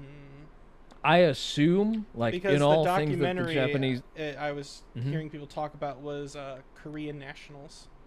How old is the documentary? It wasn't that old. It was like might have been like 4 or 5 years ago. Ah, a lot of things changed in the last 4 or 5 years. Could have That's been. that's important, because Kishida's cabinet is very much following the Blairite idea. They're essentially doing what the UK did. They said, "Oh yeah, we're not breeding enough. Open up the floodgates. Line must go up," Japan's gonna which is regret actually, that. well, Japan is already regretting that. Japan is already regretting that. People are already pushing back because the Japanese are fortunately not as cucked as the British. Yeah. So they're already pushing back. There have been incidents where immigrants of a certain religious persuasion run afoul of local custom. Generally, people are becoming more and more annoyed with foreigners. Not that Japan wasn't already annoyed with foreigners. So, yes and no. Give me a moment. I need to turn on my lights because my tracking is going to go apeshit if I don't. Oh, you're fine. Just a second. You know what? Actually, I would benefit from a bathroom break. So let's take 5 and do that. All right. Okay, I'm back. Oh, the government just dropped a UFO report. Oh, fuck them. I do not give a fuck. That is... I'm sorry, I'm not enjoying this particular psyop. What the fuck else did Biden Oh, do? no, it's them saying aliens don't exist this time. Ah, okay. Fuck it, I still don't believe them. I'm sorry, but at this point, if I see a government report that confirms the fact that the sun does indeed rise in the east, I'm still gonna go outside and confirm. I just think it's funny. It is funny. Well, I mean, they did have to bookend that particular psyop that they were using to distract people from the fact that, Hunter Biden was actually, at the very least, challenged in court over the shit that, we have a record of him doing. Our hero, Hunter Biden, the one that's gonna knock down the NFA. Yes, exactly. The hero we deserve. Cries. God, I just want I just want the precedent of drug use no longer disqualifying you from buying weapons, Bro, to have the name of like Biden v ATF. Bro, I'm going to rip the biggest bong when that happens, in honor of Hunter Biden. I mean, there's already a Glock frame for that. I am going to print that. If it happens, I will enjoy it. Uh, nice. So yeah, as I was saying, Japan. So Japan is a very complicated thing. So they weren't annoyed by foreigners up to Corona because foreigners were still relatively rare because first of all, it still is and it was more so back then expensive to go to Japan.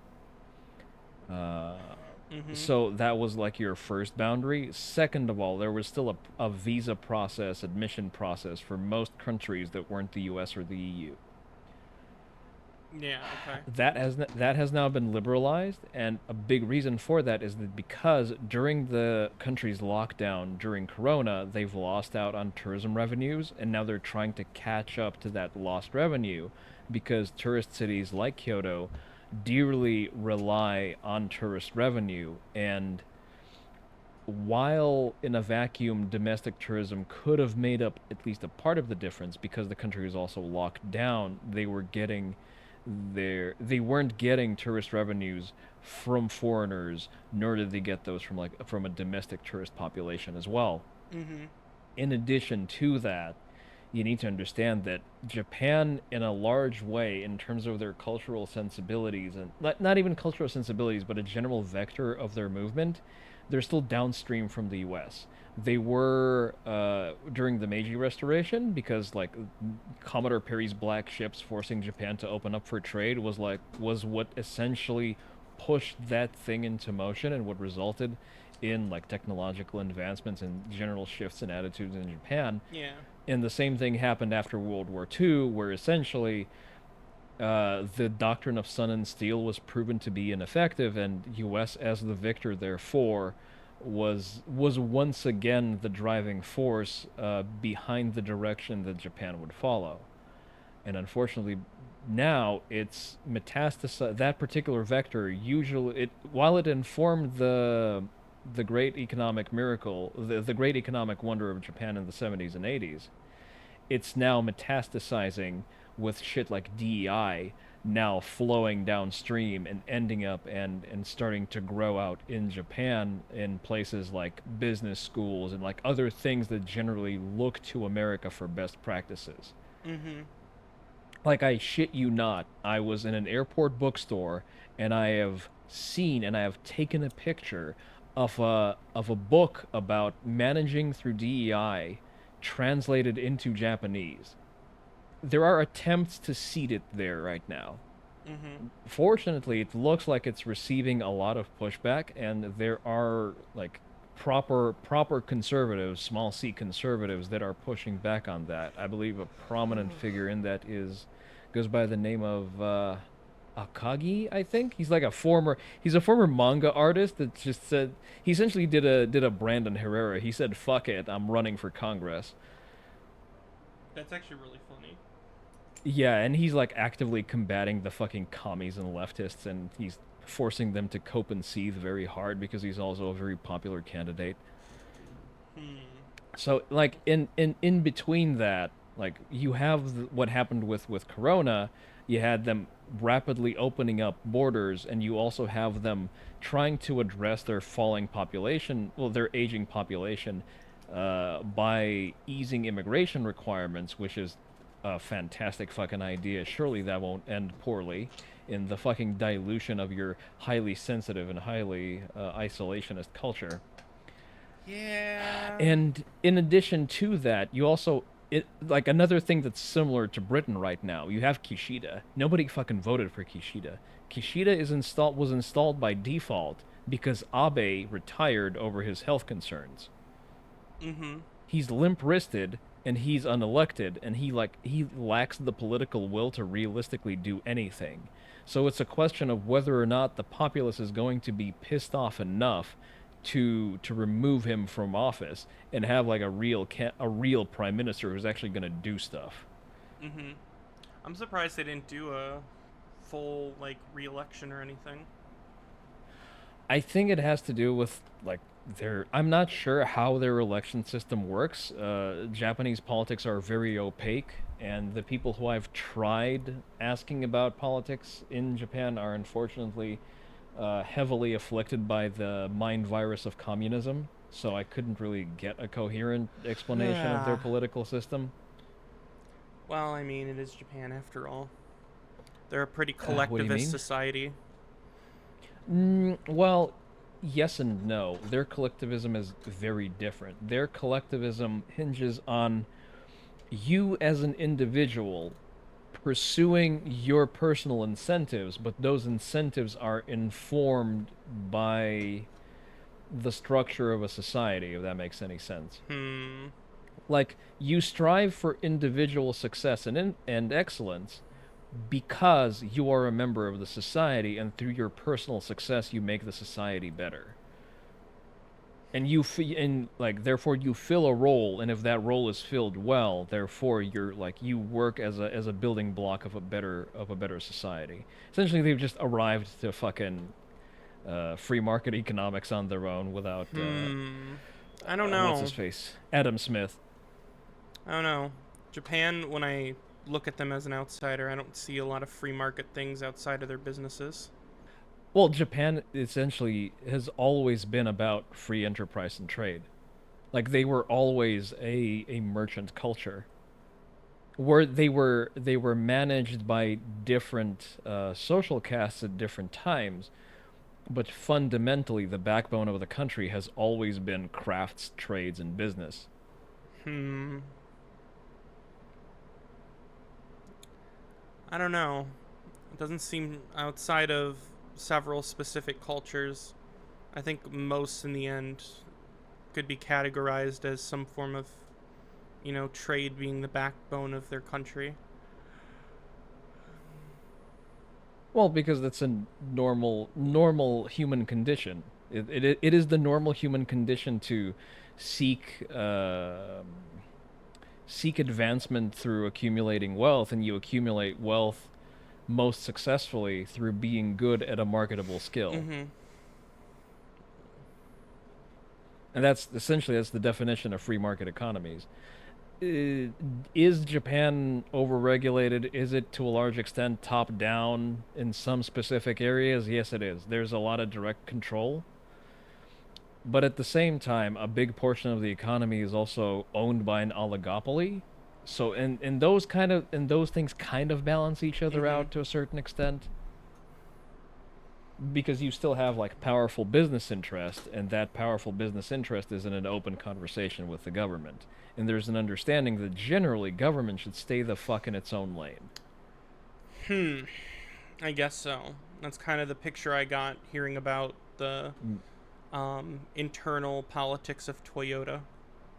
Do tell. I mean, it's not something I'd be able to discuss completely, but I've seen only enough bits and pieces to have an opinion.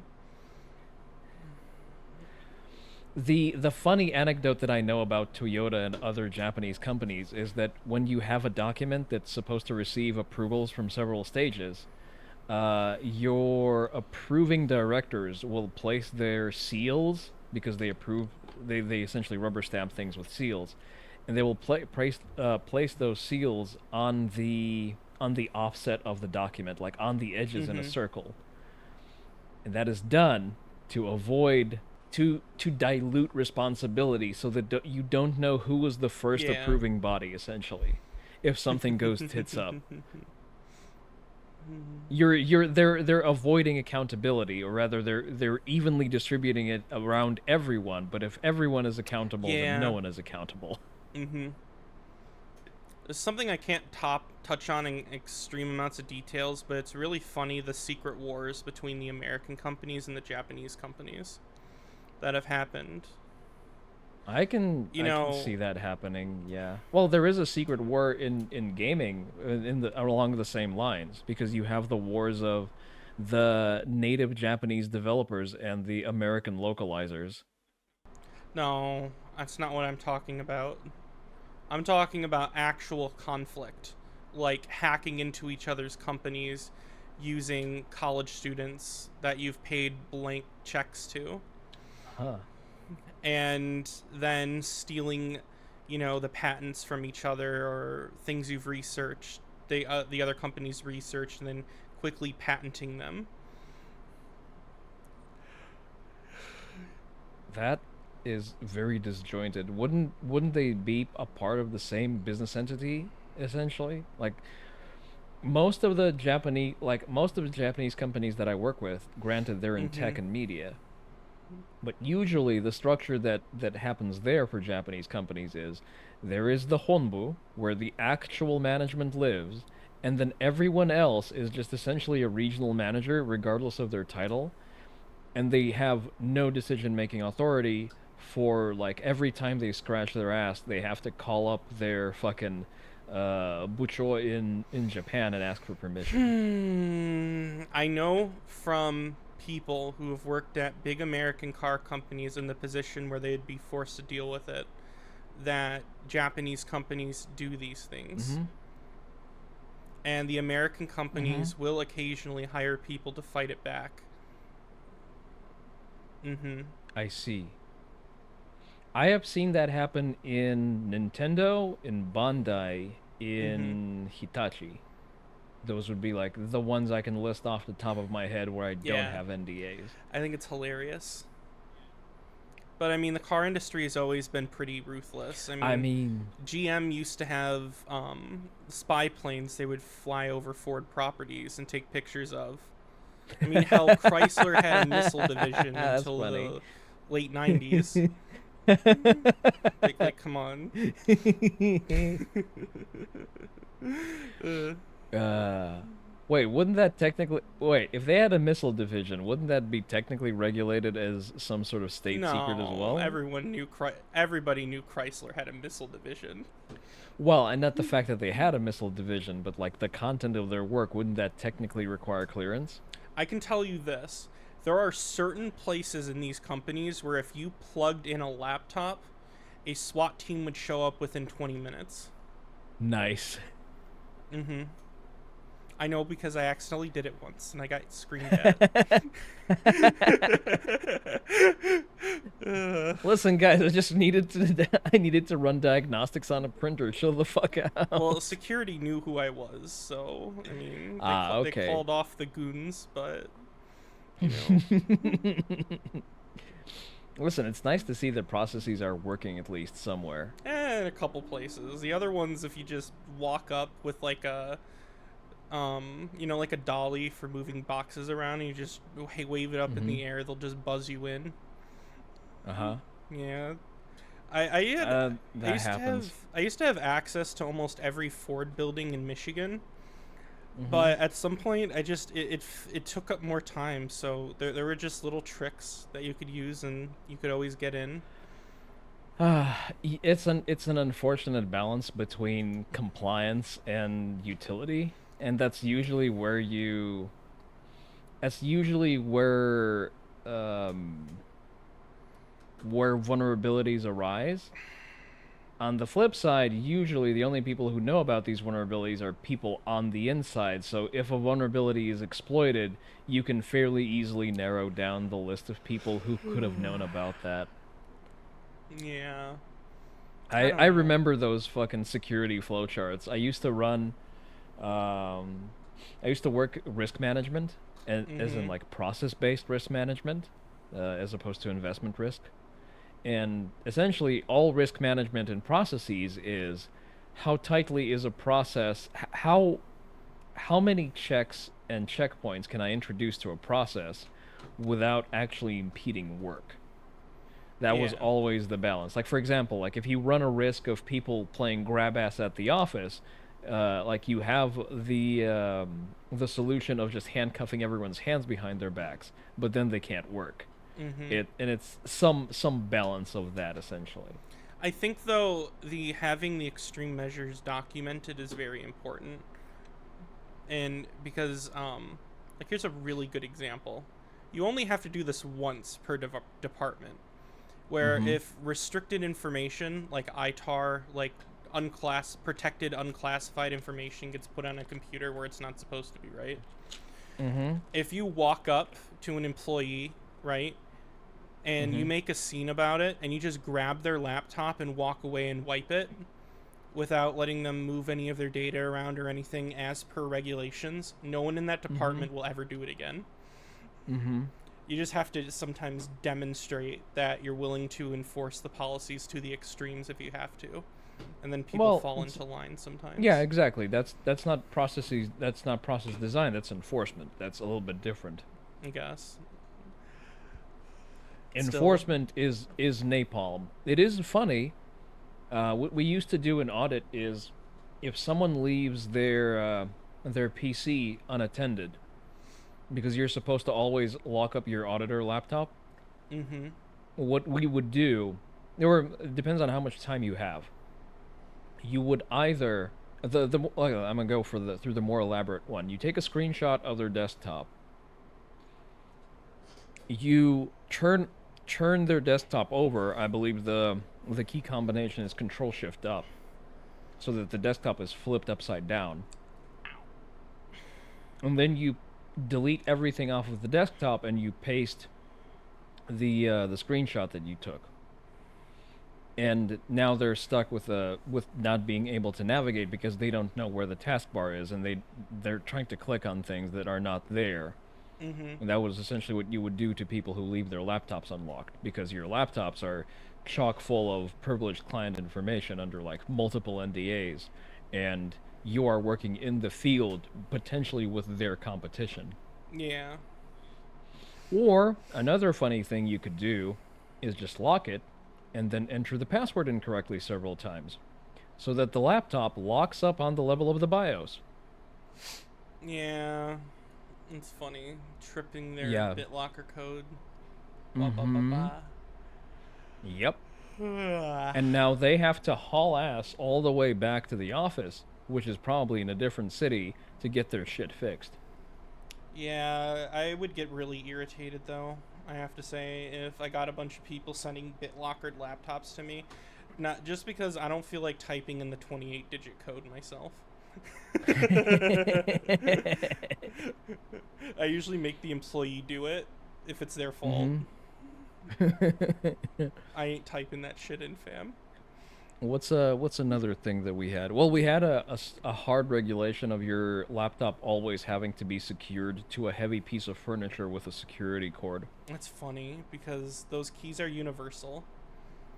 Are they? They have universal master keys for Kensington locks. Ah, okay. I have one that can open up pretty much any one for a 10-year span. Well, again, 10-year span, you're in the industry, and you're under signature for it anyway, so... I mean, Ford was just giving them out to people in my department when I was there.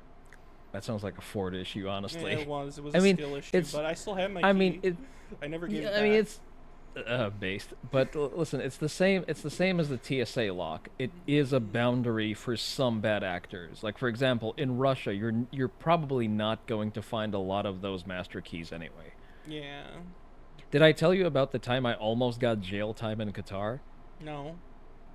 So, I was escaping Russia as the war was popping off, because of course I was on a fucking business trip in Russia as it happened. And I was flying through Doha because for some reason Canada closed its airspace to Russia for honestly no reason I can understand. Well, it wasn't a routine, we fly our big stick near your border thing. No. The war popped off. It was 2022. The war just popped off, and Europe started closing off its airspace to Russia.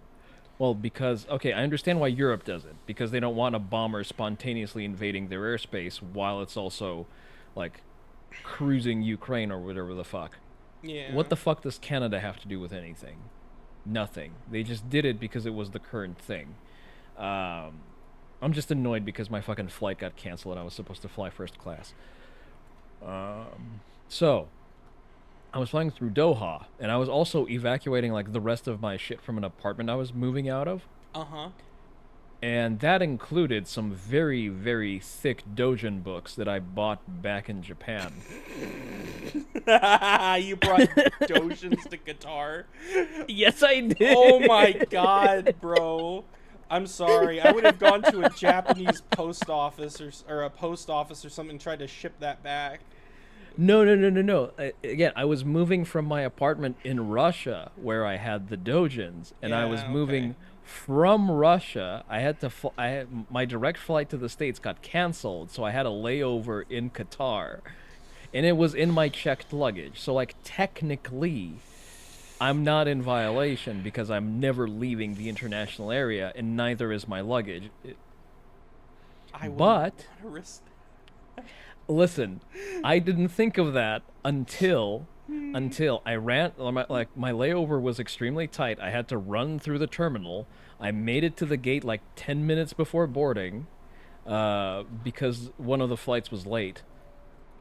Mm-hmm. And like, I board, I leave. I think it left for Dallas or whatever the fuck. So, and I land in Dallas, and my bag isn't there. I'm like, rather, one of my bags isn't there, and it just happened to be the bag that had the dojins in it. And but everything was locked with like TSA locks. So I'm like, fine, whatever the fuck. I'll deal with this when I come back. I make it home. I file my missing luggage claim, whatever the fuck. I get my luggage, and my bag has been cut open. And I'm like, interesting. Oh my god.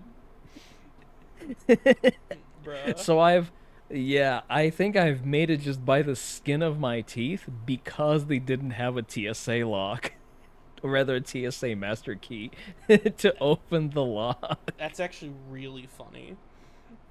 So I've literally dragged my nuts across the face of the security detail in the Doha airport. Fucking cope and seethe. That is awful.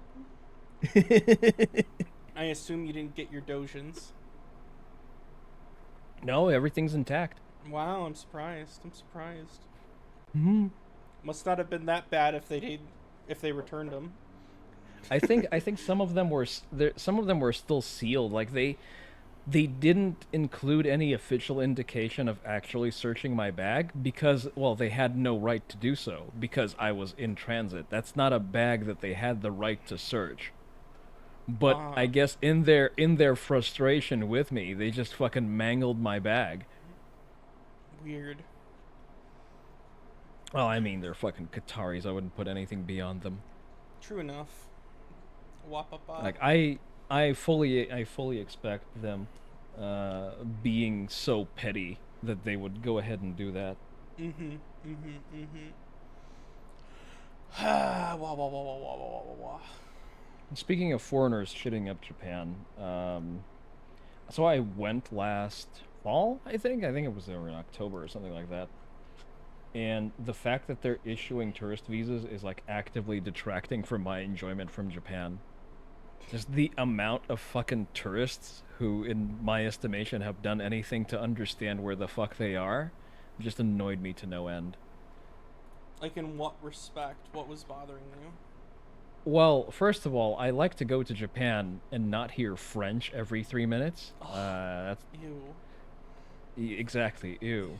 God. Um, Second of all, just the certain clue. Like, imagine your garden variety American anime fan. I'm not even gonna call them weeaboo, just because they're not even invested into the culture enough to qualify as a weeaboo.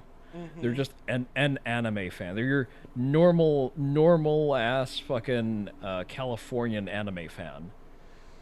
Now imagine that, but also occupying like every free space on the viewing deck of the Kiyomizu-dera, where I'm attempting to take like vanity shots off of the specific like pieces of the facades and whatnot.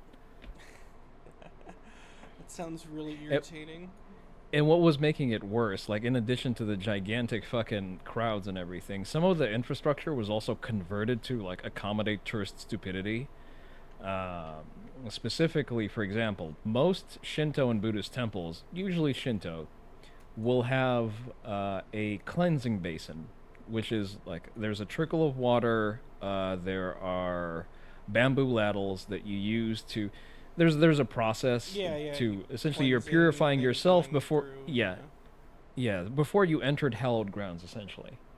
And in a lot of the places, that was removed and just replaced with faucets.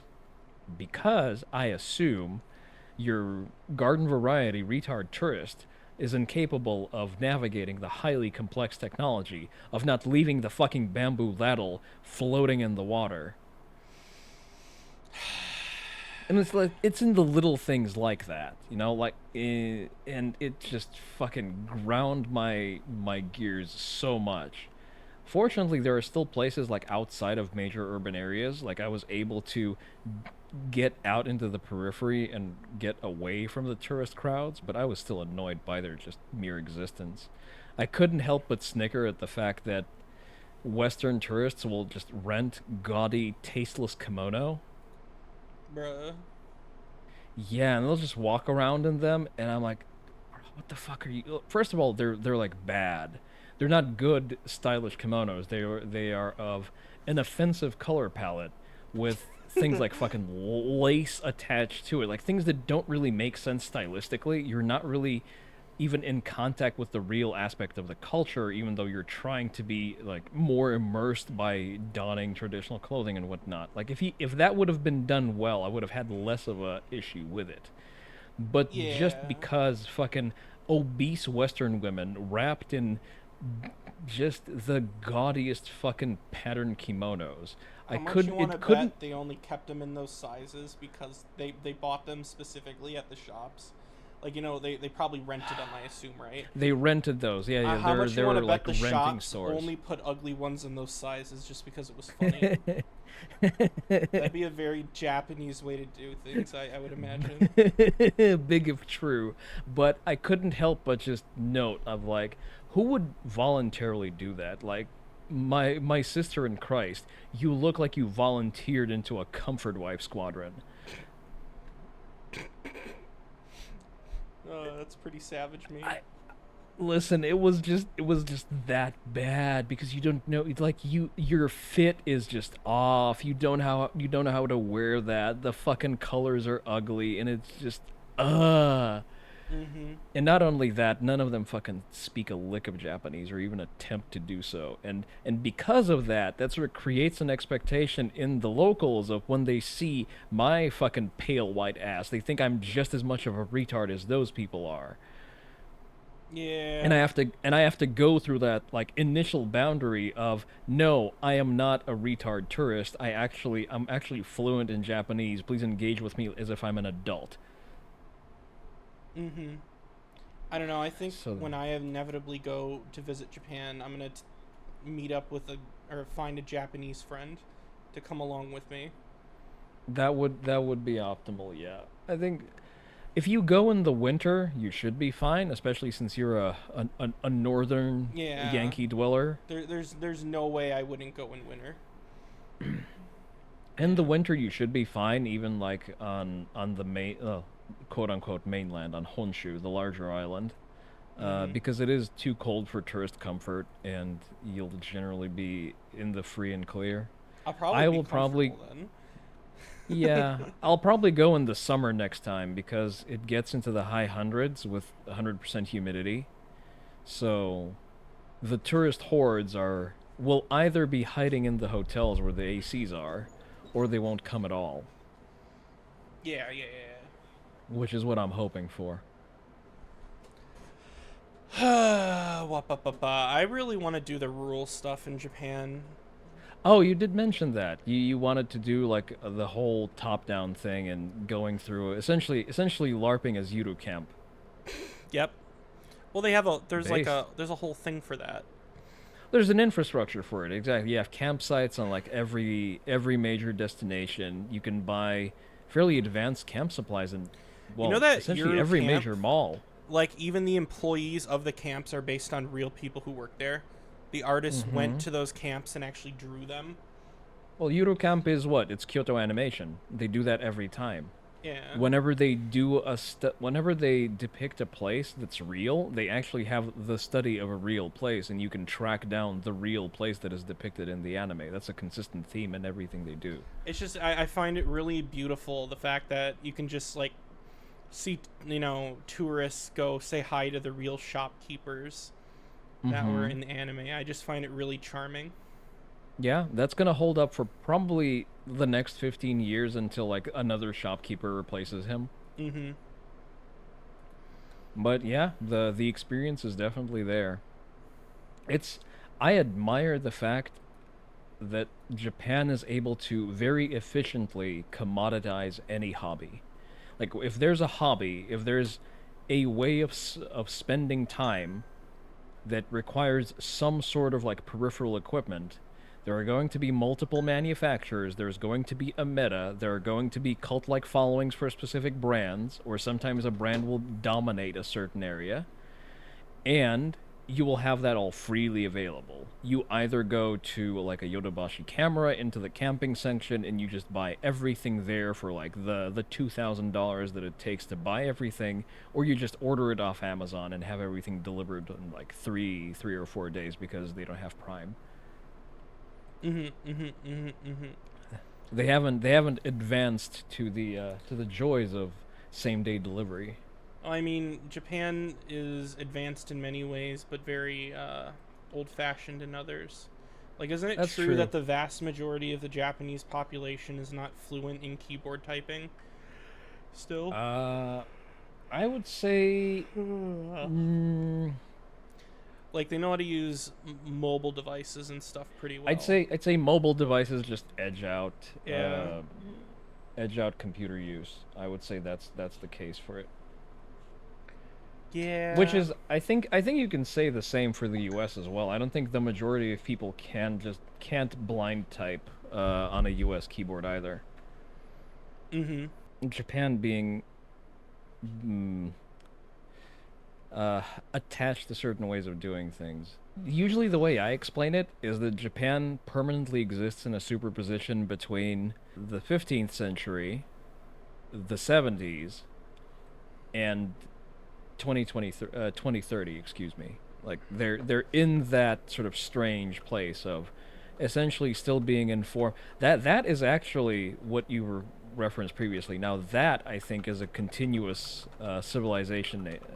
What did you call that? A Civilization nation. There's like a set. civilization nation. Yeah, I would There's, say Japan actually conforms to that because they have a continual national consciousness that just that can be tracked down to the formation of them as a country. If I recall correctly, that's somewhere around the Yuyoi period.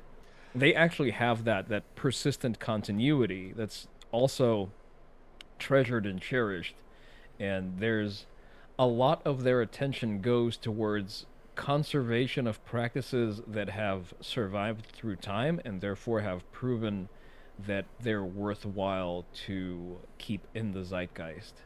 uh And huh. that is why I think they're also very protective. That's why you get what people incorrectly describe as racism, and it's actually xenophobia, but it's xenophobia in a way of the Japanese react poorly to people who break social convention. So the definition of politeness in the Japanese way of thinking is doing what you are expected to do at a certain social situation or an interaction. And that's why they react negatively to people breaking that social convention. Essentially, they are a nation of the ironclad social contract. Yeah. And as long as you abide by by the multitude of social contracts that permeate their society, you will be treated well. And the moment you breach social contract, you will be ejected from society. Unless you make an effort to conform, correct? To a certain extent, yes. There usually is a way to re-socialize and reintegrate. But like for foreigners, that's not really a thing because like foreigners are assessed it's initially on their ability to integrate. If a foreigner doesn't want to integrate and doesn't want to abide by social norms and social contract, they will essentially be ostracized and isolated. Yeah. When it comes to native Japanese, it's a little bit different. Um, you could argue that essentially their homeless population are the people who are ejected from society for breaking social norm. Mm-hmm. That is usually how you would end up in a situation like that. Granted, short of some sort of acute disruption or like a tragic event in your life. Because even, for example, in the event of criminality, like you've broken social norms that are written down as law, you've ended up in prison, and even then there is a way to reintegrate you into society because that is, shock and horror. That's actually what a prison is supposed to do. They give you grave consequences for what you did. Society has judged you to be unfit to be a member of polite society. Mm-hmm. Therefore, you will learn a monetizable trade so that you are not a drain on said society once you leave. And you will also be forced to drink a bucket of shit while you're in so that you never want to come back. I have mixed feelings about that. Uh, do tell. It's like a person like Nikola Tesla would have gotten nowhere in a society like that. Not necessarily. He would have occupied a creative niche, I think, because you still have creatives in Japan Yeah, that but I doubt operate any on that would. slightly different rules. Yeah, but I'm saying like I feel like there'd be none so brave enough to chuck him a blank check and say, "Try to make your wireless power transmission work." No, I can see the Nintendo Nintendo Corporation doing that. He would Oof. have invented the Wii back in the 1800s. I don't know.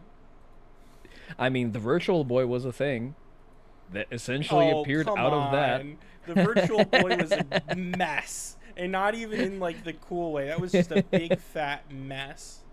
Okay, the Virtual Boy is a bit of a fringe example, but like, I don't know, the Nintendo Switch is a thing. Like it objectively revolutionized handhelds. And before that, the Wii U revolutionized handhelds. Like Nintendo has realistically pushed gaming hardware forward by leaps and bounds every time they do something. They just do that once every 50 years. Yeah, I don't know. So you essentially like a Japanese Tesla would just end up working in an engineering bureau under a company like that. Like if he has a monetizable talent, he would just end up in that system. Would he have been allowed as much personal quirkiness? To an extent. It's like the story of the guy that invented the blue LED. I don't know if you've heard his story I before. have not. I have not. Essentially, he had to lie. He's a Japanese man. He Mm-hmm. essentially had to lie to his company for 3 years to make it happen by essentially stealing their money to do it. But he still did it. He still did it, almost bankrupted them. His wife left them, and you know, he basically lived in his office. But eventually, I he mean, did it. that sounds like every revolutionary engineer ever. It doesn't sound like a uniquely Japanese case to me. Well, I mean, if you watch the whole story, I think you'd understand what I mean I by it will. being a Okay, very I'll. Japanese. I'll send you a link to it later. Yeah, I'll look into it. It's a very interesting story. I mean, sounds interesting, but yeah, I agree with the fact that to a certain extent, I sometimes refer to Japan as a highly comfortable, high security prison, because they are essentially the mirror image of the U.S. in more ways than one. They are the epitome of the trade-off of trading liberty for safety. Yeah. So it essentially it becomes in a lot of areas. Like for example, that's the solution that I usually discuss with people when they try to talk gun control at me.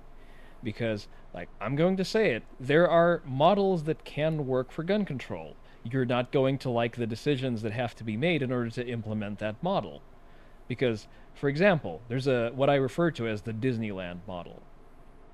The Disneyland model requires everyone to be subject to unreasonable search and seizure, and it requires a $200 entry fee to just get on the premises.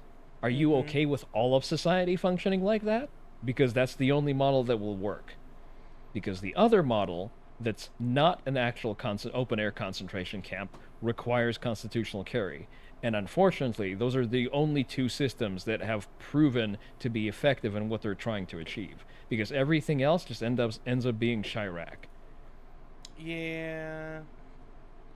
I don't know. I think any form of weapons control is unacceptable. Like, if let's say the Japanese government just went schizo right now, Okay. there's nothing anyone could do Oh, about they're it. fucked. Realistically, They're completely fucked. But we need to understand that that is a problem that exists in the American zeitgeist and in the American psyche because we are a country that is born of rebellion against a tyrannical government.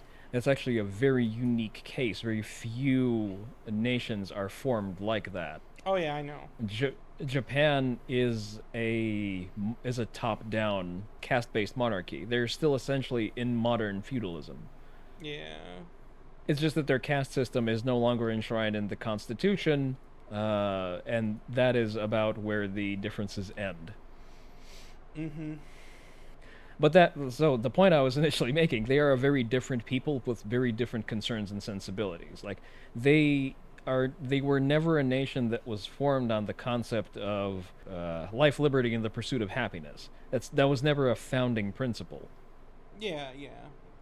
Therefore, like, it's never a concern for them of what if my government becomes tyrannical, because like the government is not informed by the people in the literal sense. Naturally, now they have a democratic process. They still install they elect prime ministers and whatnot, but the mandate to govern is derived from the monarchy, and therefore the monarchy is primary, and it is then essentially issued top down to the ruling bodies and then to the people. Mm-hmm. As opposed to us as Americans telling the British Crown, telling the British Crown that they can suck a dick. I love American history. I think that is the most based position to be. Yeah, but to you do understand that the American colonists pretty much bankrupted Europe in defending them. And then they said, "Fuck you, we're not paying it back," and I just love that so much. Wait. What do you what do you mean? American colonists bankrupted Europe? What do you mean? Oh, are you kidding? Tell me.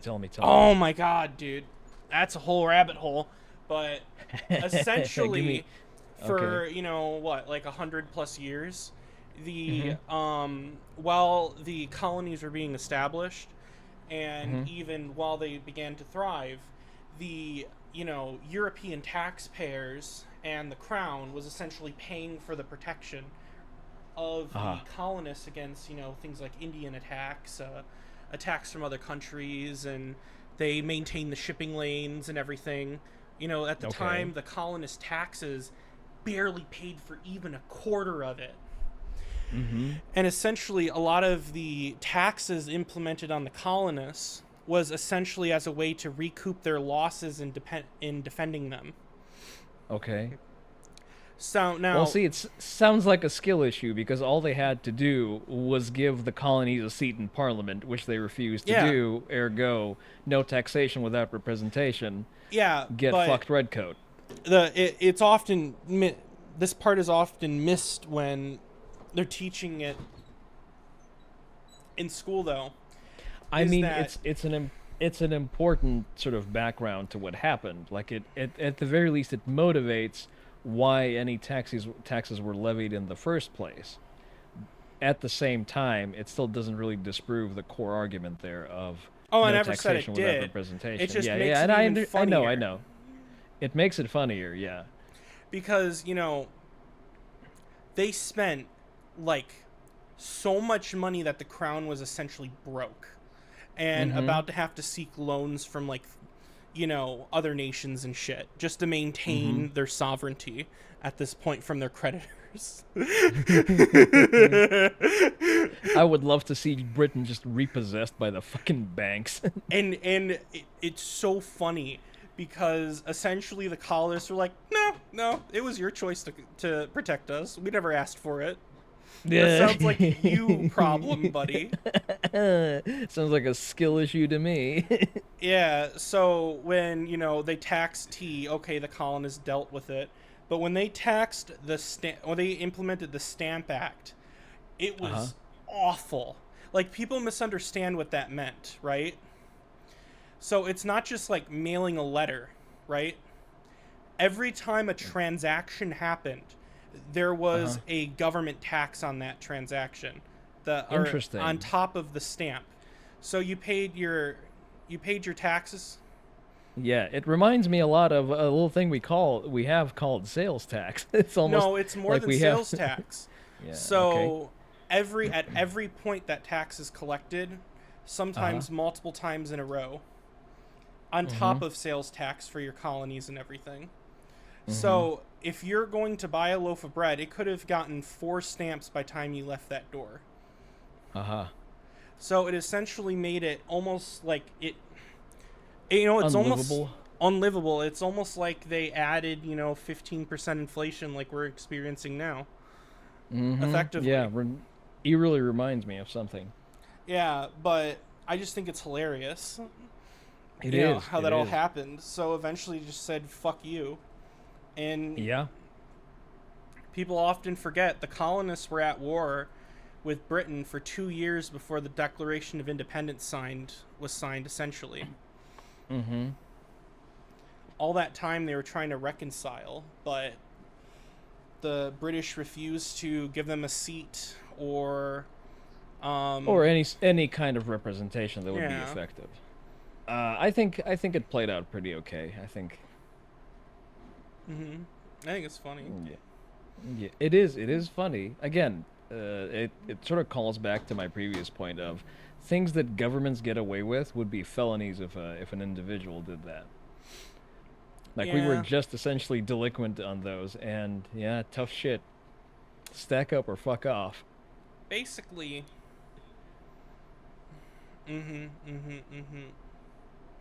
Yeah. Okay.